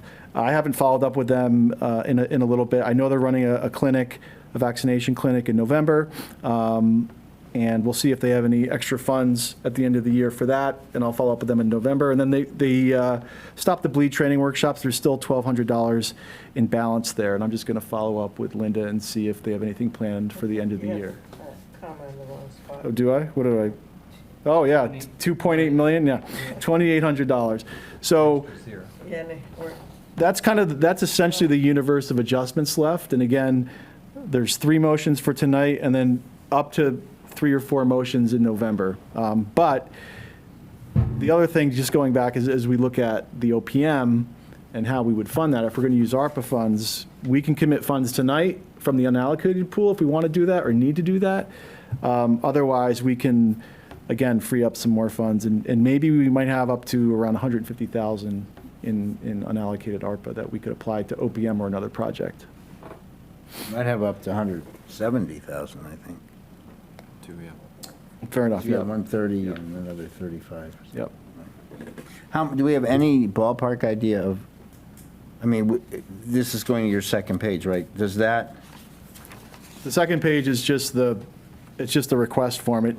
but we have no idea how much they're going to come back with. But we would deploy all remaining, the idea would be after you flush all of these, that would be sort of our last project. If it comes in under, we would have extra funds that we'd want to allocate. Right, okay, sure. Right, but I mean, likely that would be then, you sweep everything up in one last request, right? Yeah. Okay, all right. Yeah. What we don't want to do is get into December and realize, oh, we have all this money, where can we Right. spend it? I think we have plenty of places we can spend it. Right. My goal is to close it all out, have funds available tonight if we needed to, if we wanted to authorize, I don't know if it matters, but if we wanted to authorize ARPA funding so that there's actual funding in place when you enter the negotiations. That won't matter Okay. unless we start. Okay, but we have Prior to time, November we have 12th. meetings to do that, right? Yeah, well, and I don't want to hold up the process either okay. We have the contract, so it won't happen in the next 3 weeks. Okay. So I would just recommend, at minimum, I would do motions 1 and 2 tonight, and then we can do housekeeping another Might night. as well do 3. Okay. Yeah. Yeah, 1, 2, and 3. Okay, all right, great, thank you. You want a motion made, or? Move to approve ARPA funding for nutrition support for seniors in need, project 54106, to be reduced by the amount of $1,350 to a total of $35,650, and ARPA funding for rental assistance for seniors in need, project 54105, be increased $1,350 to a total of $68,870. Should I do all 3 motions? Or do you Sure, want- go ahead. Sure. And I additionally move that the Select Board approve ARPA funding for online mental health counseling COVID program, project 54103, be reduced $2,000 to a total of $9,500. And that the Select Board approve ARPA funding for Route to Sustainability Earth Day event, April 2023, project number 19801, to be reduced $602.44 to a total of $7,397.56. Second. Okay, does anyone object to voting on all 3 motions at the same time? No. Seeing none, Is there any further discussion? Seeing none, we'll take a voice vote. All in favor of the motion? Aye. And none opposed. One special call out, thanks to Kelly Byer for all of her help, continued help, both administering this and staying up to date with all the rules and regulations. She's been a great help and an asset to this I process. do have one quick question following up. Will we have to have another audit, and is that covered? We, as she informed me today, so we already allocated funds for the next audit. She did say that we can be audited up to the year 2033 for ARPA, but I don't think she's requesting additional audit funds. I'm going to meet with her at some point between now and November just to go through all this and see if there's anything else we need from an accounting standpoint. Well, we can cover that through, Yeah, other but funds. we've already approved it for the next. Because we have, we can't encumber those funds, so No, and we don't want to. we can't put them into. We don't want them sitting there, Right. right, if we don't need them. Exactly. Okay. I just wanted to be sure that. Yeah. that- But I want to sit down with her at some point and just go through everything to make sure we're not missing anything. All right, if we're nothing more, let's go to the town administrator's report. Okay, great. If you can communicate to your liaisons for Scott and the town that once these funds are allocated, these ARPA funds, that they need to be spent and spent first. So these aren't things you can hold. So the boards and committees and the programs, they have to spend this money first after this deadline. Otherwise, we're giving it back. Yeah, and I'm in touch with them. Yeah. So, is it anybody besides COAHS? What's that? Anybody besides COAHS that needs to be told? Well, the DPW, the vehicle, like that needs to be, there was an email today about what obligated means, and obligated is not simply the select board approves it. It needs to be, like, for example, vehicle, I got the sense that we have to actually have the order in. And we do. Okay, so there's a few projects, but honestly, I have my eye on all the remaining projects, and they're all in pretty good shape. And most of them, the large ones, like the HVAC, that's all work in progress. It's been contracted out, obligated, and should be completed. And the chair of the ESC is here, so she knows that. Yeah. Spend your $875. Yeah, no, it's a manageable list at this point. I'm not worried about that. Okay. All right, so for my report, we have a first draft of the first floor remodel. Just want to take you through just some of the concerns. So we want to make sure the COHS employees have enough space and there's enough drop-in space for short-term pilot and work-through of drop-in hours for seniors. We also want to make sure the town clerk is accessible and has enough space and is close enough to the vault over in the town clerk area. One of the major challenges is the town clerk area has become the holding area for all records that have not been digitized in the overflow of the vault. So the new town clerk should be able to clean out a significant amount of the vault and move some of that in, but the digitization of all town hall records, we are modeling around that right now. So that continues to be a hindrance to several of your goals, to include proper employee space and transparency and access, and then also succession planning. So I'm only pointing these things out so you can see how all the pieces work together. So it's the one department that we've mentioned before on the digitization. It's all the land use boards. So we've worked on historical Okay. commission, Board of Health records upstairs, and the Conservation Commission has a ton of records, as you can imagine. Okay. They're not shy about saying that. And then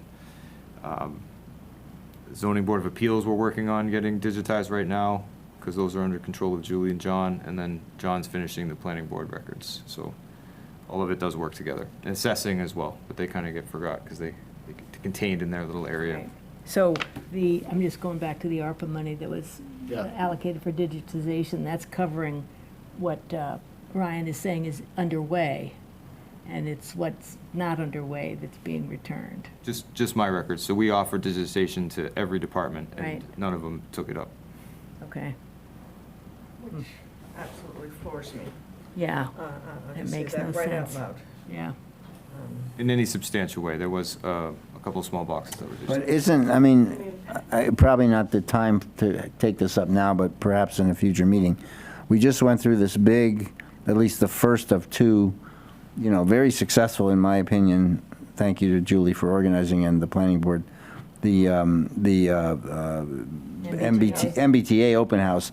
There's a lot going on, and it seems to me as we move to the step of maybe qualifying or characterizing those regions that have been identified, that analog records that are sitting there get digitized and mapped. And why can't we force that issue? Like, it's amazing to me that we're doing all this work on one side and then these other people doing nothing. Like, I really feel like, again, not at 9:45, but at I would ask the chairman to put that on, and if we need a joint meeting with the Board of Health, let's get a joint meeting. This is ridiculous. I agree with Kate completely. Duly noted. Thank you. HR update from the Assistant Town Administrator. Almost 20 applicants for the town clerk position, which I think indicates that we've priced it well, that it's an attractive job, and that we're going to get a high-quality candidate. We've also received applications for the COHS Transportation Services Coordinator and the Facilities Technician, so to be determined. We are still seeking heavy equipment operators. We did make an offer to someone who chose a different town. They had multiple offers at the same time, so I've asked to interview that person and glean lessons learned. It'll be a small focus group, obviously, and only one person, but we are struggling to get heavy equipment operators. We've had significant failures in all the attempts we've made to make offers here. Okay, fall outreach. I was a judge for the Carlisle PTO trunk or treat. I brought my son. He took it very seriously. Did you rank them based on set criteria? We did. And we sat down. Very responsive, sort of responsive. And I mean in the funniest way, but we didn't complain. We just did it. We went through the process. Didn't they know why they were there? Right. I was joined by Jen from the library, Holly from recreation, and Jim O'Shea, superintendent of schools. We had a good time, and hundreds of people there. Carlisle does a great job at these small events, bringing in big crowds. I'm also going to the Revolutionary Grave marker installation at the Central Burying Ground on Sunday, October 27th. I know at least Travis is joining me because he's As am I. a key speaker. I hope to join. I'm not key. I'm ace. It's a significant thing. They're going to install these markers and then march to the cemetery and do another ceremony at the cemetery. So, very cool event. And then I'll let you guys speak to this at a different time, but the select board started their office hours initiatives. We're hoping to learn lessons from that, what length it should be, if it's successful, frequency, et cetera, and add that to our yearly outreach calendar. And then I'm scheduling my own winter outreach now, so that we'll have time. Okay, budget update.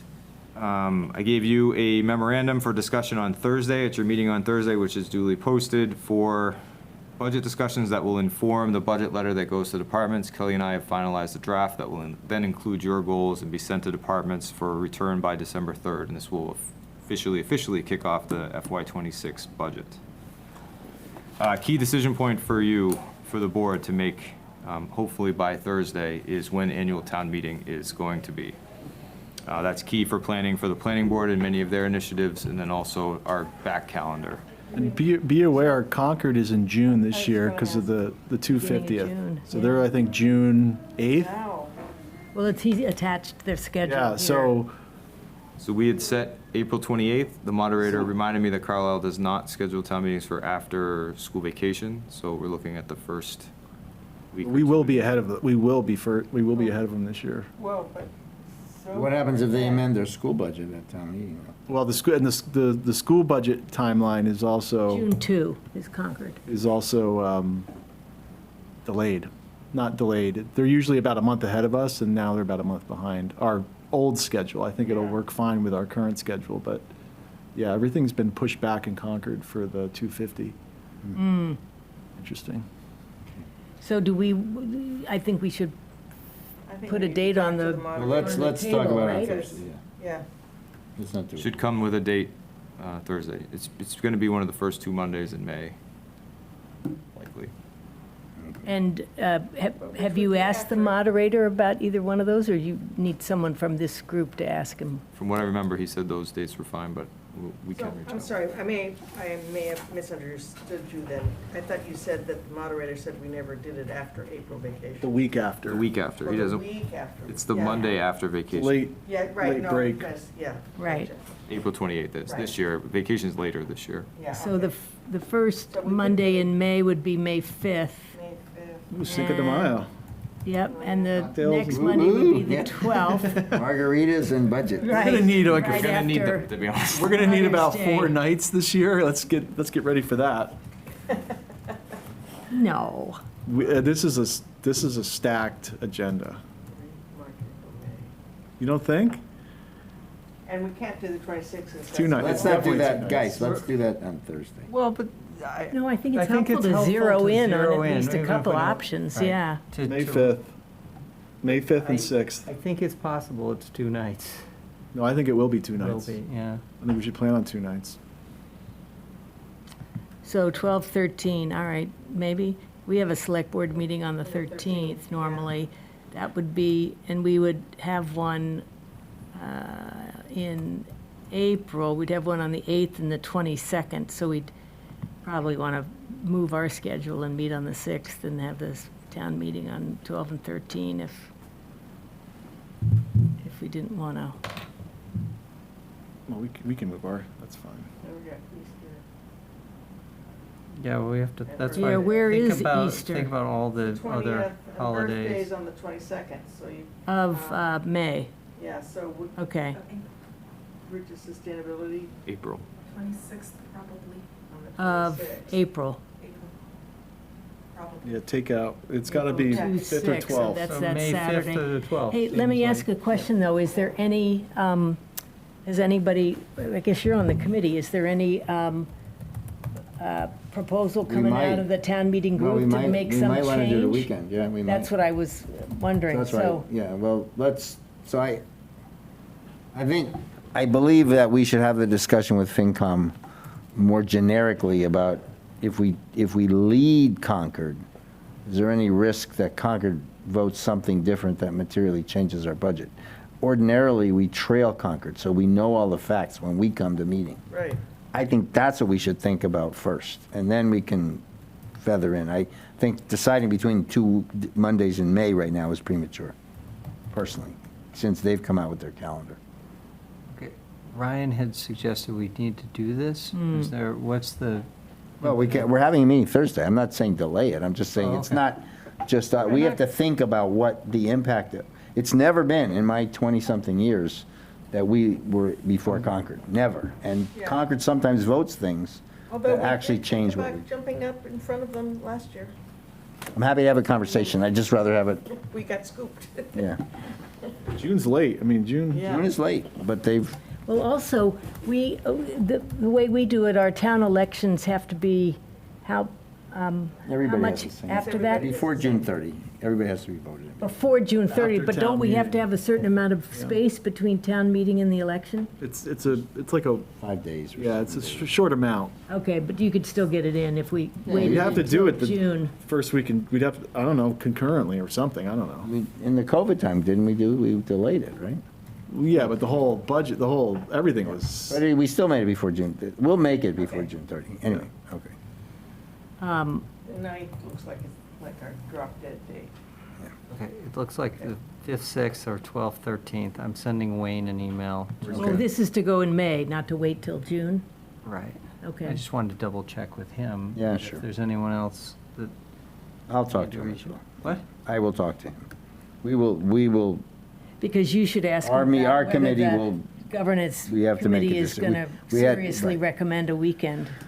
I think we've had enough input from boards and committees now that we can have that deliberation. We Okay. have not yet had, we've talked about it loosely, but it How sounds like soon? it's, well, soon, I guess, next meeting. It sounds like Which- next week, I guess. Not till next week.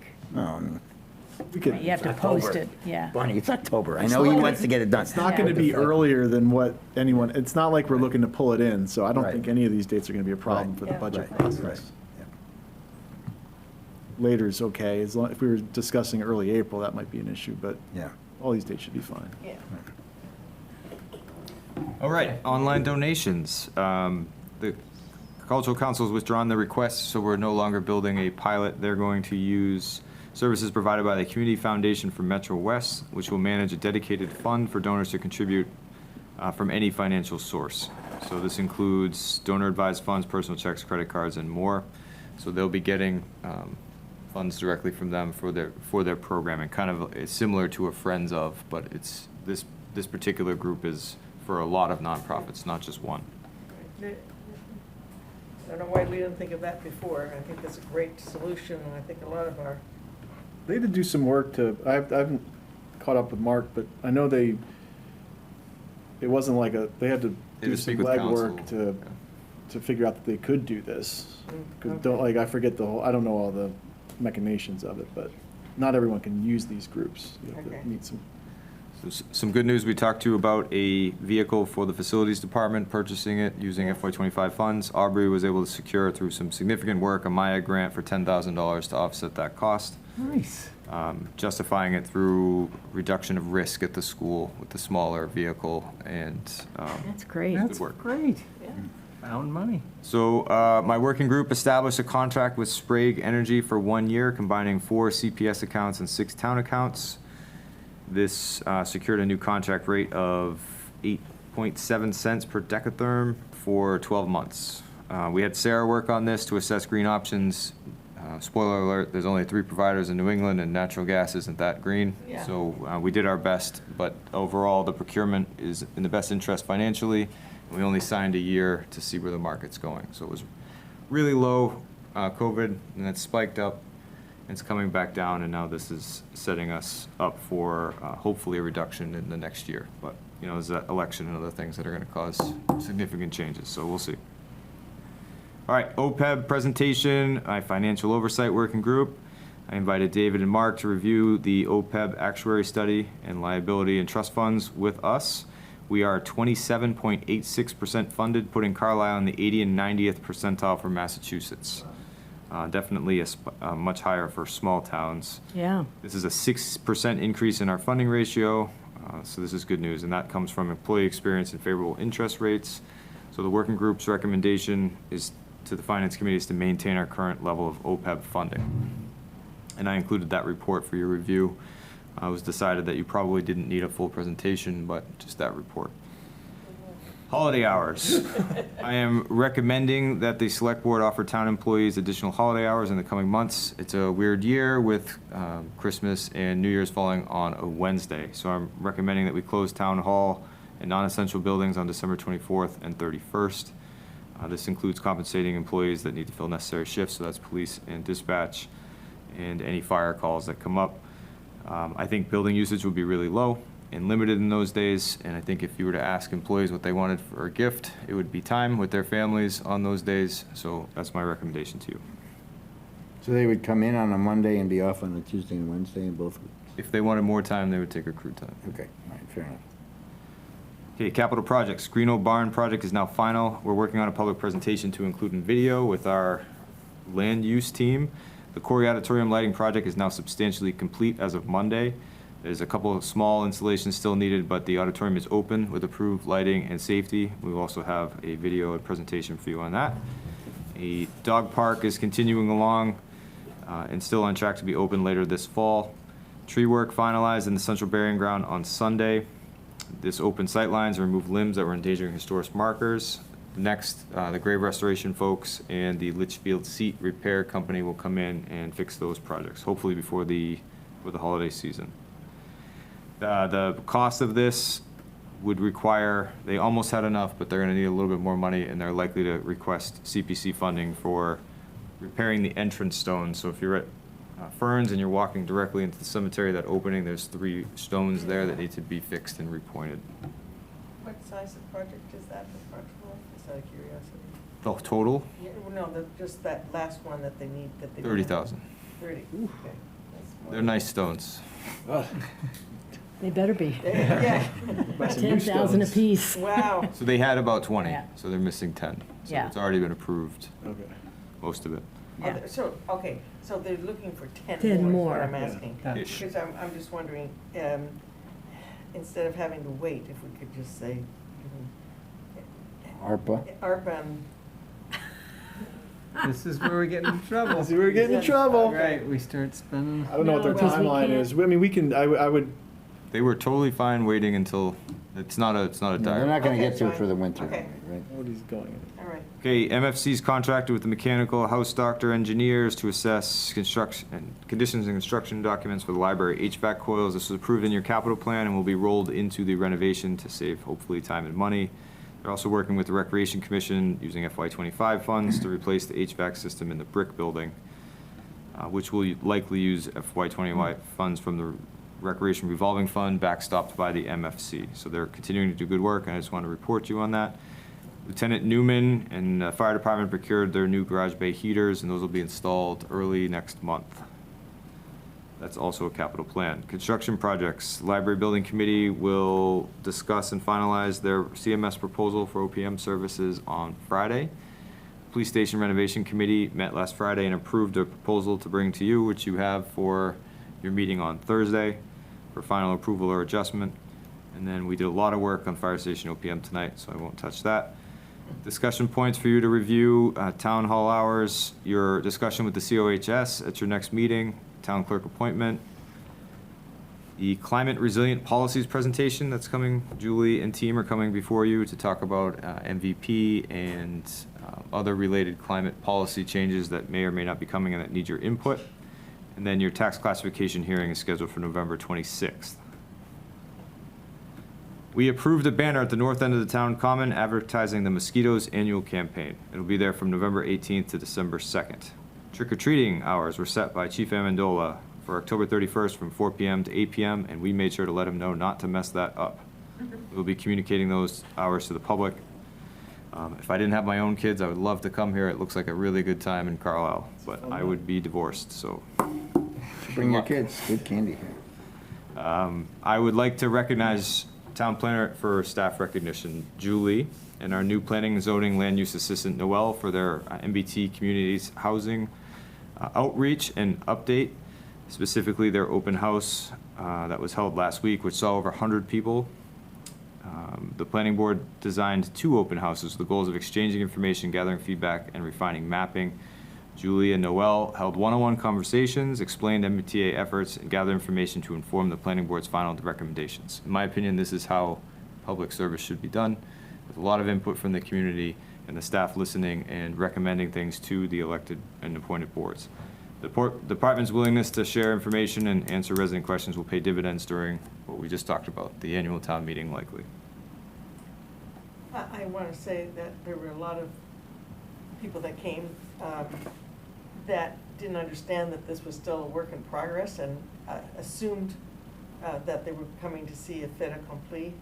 So I'd just like to remind everybody again that I do agree with you, what you said, Ryan, that we're trying to get people used to the idea that we're actually asking them for input and help with looking at various options, and that we're not making decisions.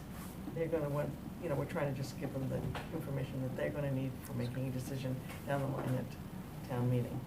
So is the working group going to make any changes in the overlay proposal before the November, whatever it is, Saturday open house? Indubitably. Well, no, I'm just asking that, is that the idea? They would make some adjustments based on the input, or?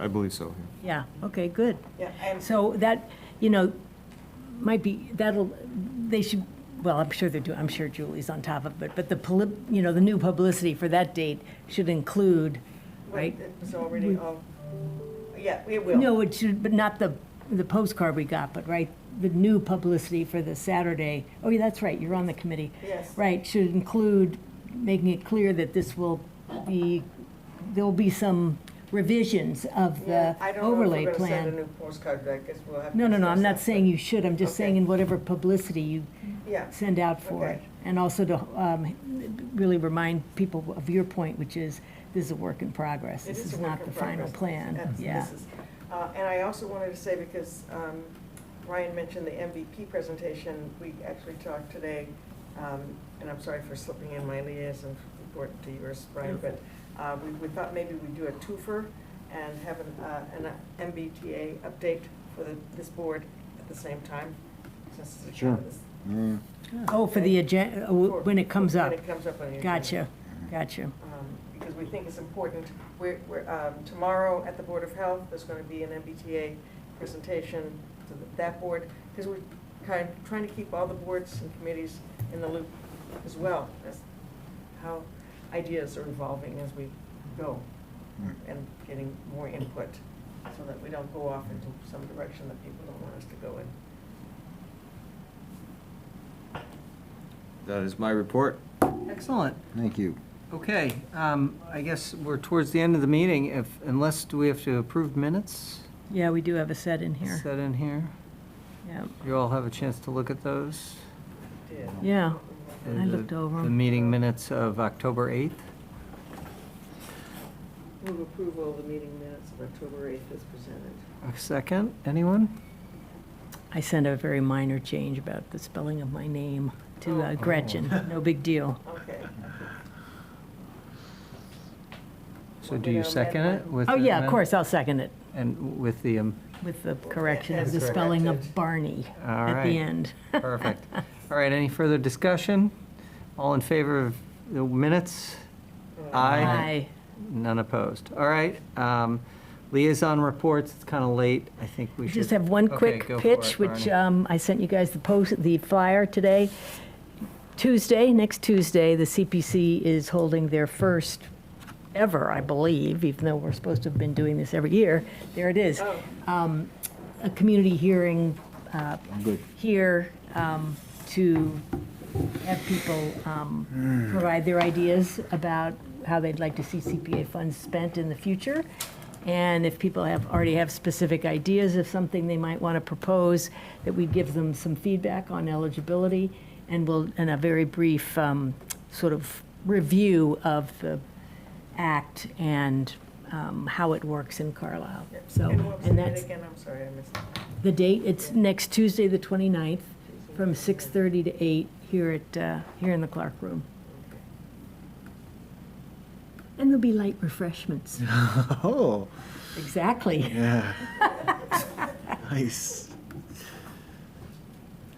Tuesday the 29th, at what time? Yep, 6:30 to 8. All right. Yeah, So it's not thank you. open house, it's a presentation, though. All right.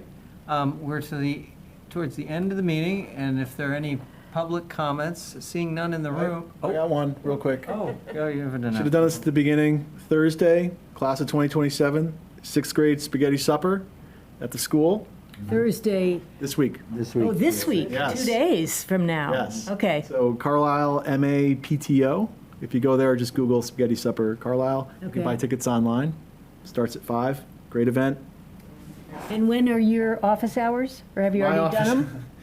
I didn't want to share that, but my office hours are tomorrow from 10 to 11:30, I believe. You should post something on City in the Woods. Yeah, you should. You know, do you know how to do that? I don't know, I'm not even on. No, I'm not on. You want me to do it for you? No, No? You want people to come talk to you. no, I'm kidding. Sure, I don't. yeah. It was worthwhile. Oh no, I've already done one of the coffees. We had a bunch Yeah. of people show up, so I just assume they show up. So it's not tomorrow, it's tomorrow, you said? Yeah, I can check. Okay. It is tomorrow, 10 to 11:30. 10 to 11:30. 10 to 11:30. Town hall. Where am I? The healed room Healed room. upstairs, yeah. Okay. Yep. Bring refreshments. You will have refreshments. Gretchen has done a wonderful job. It's Gretchen. It's in Well, shape, yeah. I don't know, but the refreshments. for- Miriam does it. She's doing it with, Okay. if Gretchen's out. All right. Plenty of refreshments. Okay. All right. So back to community input. Seeing none in the room, I look online and I see Mr. John. Lavery. Can you? I'm the only one here, I think. Yeah, but can you? I up figured your out how to raise sound my a- hand. I don't know how to put it back down. John, can you up your sound a little bit? I don't. 1 second. I'll try. Can you hear me now? Just speak into your microphone a little closer.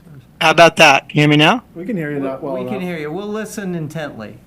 Okay, so my initial comment still kind of stands where am concerned about not having a good measurement system or a standard for the fire department as a precursor to this whole project. The discussion today was really about construction and construction management, and there was a very small discussion about stakeholder input and getting all the town people or all the fire team, as one group said it, to say something. And I think what you guys have done have put that off onto the committee, that they are going to be the ones that define the feature set for this whole project. That feature set will include what you guys want for the fire department. I think that's what you've done. It was a little confusing, and I think the contractors here tonight had a little confused about who's going to do that and who's going to run that process. So, okay, that could still work, but then the committee selection becomes important because if all you do is get people that agree with Chief Soros on what the fire department should be and what he wants, then you're going to get a gold-plated fire department with a lot of features you don't need. So I can suggest that when you do staff that committee, you look for people that might have different views or are willing to look outside the box a little bit from what Chief Soros wants for the department. Because in conversation with him and in correspondence with you guys, I have pointed out what I think are, he's got a bunch of stuff he doesn't need, in my opinion. That's just my opinion. And there's no third-party check on him that I can see. No, there's no third-party professional that's reviewing this process. The guys that you're hiring tonight, they're just going to say, what do you want? Okay, here's how we build it. So who does that cost-benefit analysis? Who sets the feature list, the feature set for the fire department for what the town wants? Great. Well, thanks for that input, John, and we'll take that under advisement. All right. Thanks, Travis. Yep. Is there anything else? I see no other public comment. Anything else? So why don't I take a motion to adjourn? So moved. All right. All in favor? Aye. All right, we're done. So are we Thank meeting you. in person or virtually on Thursday morning? In person.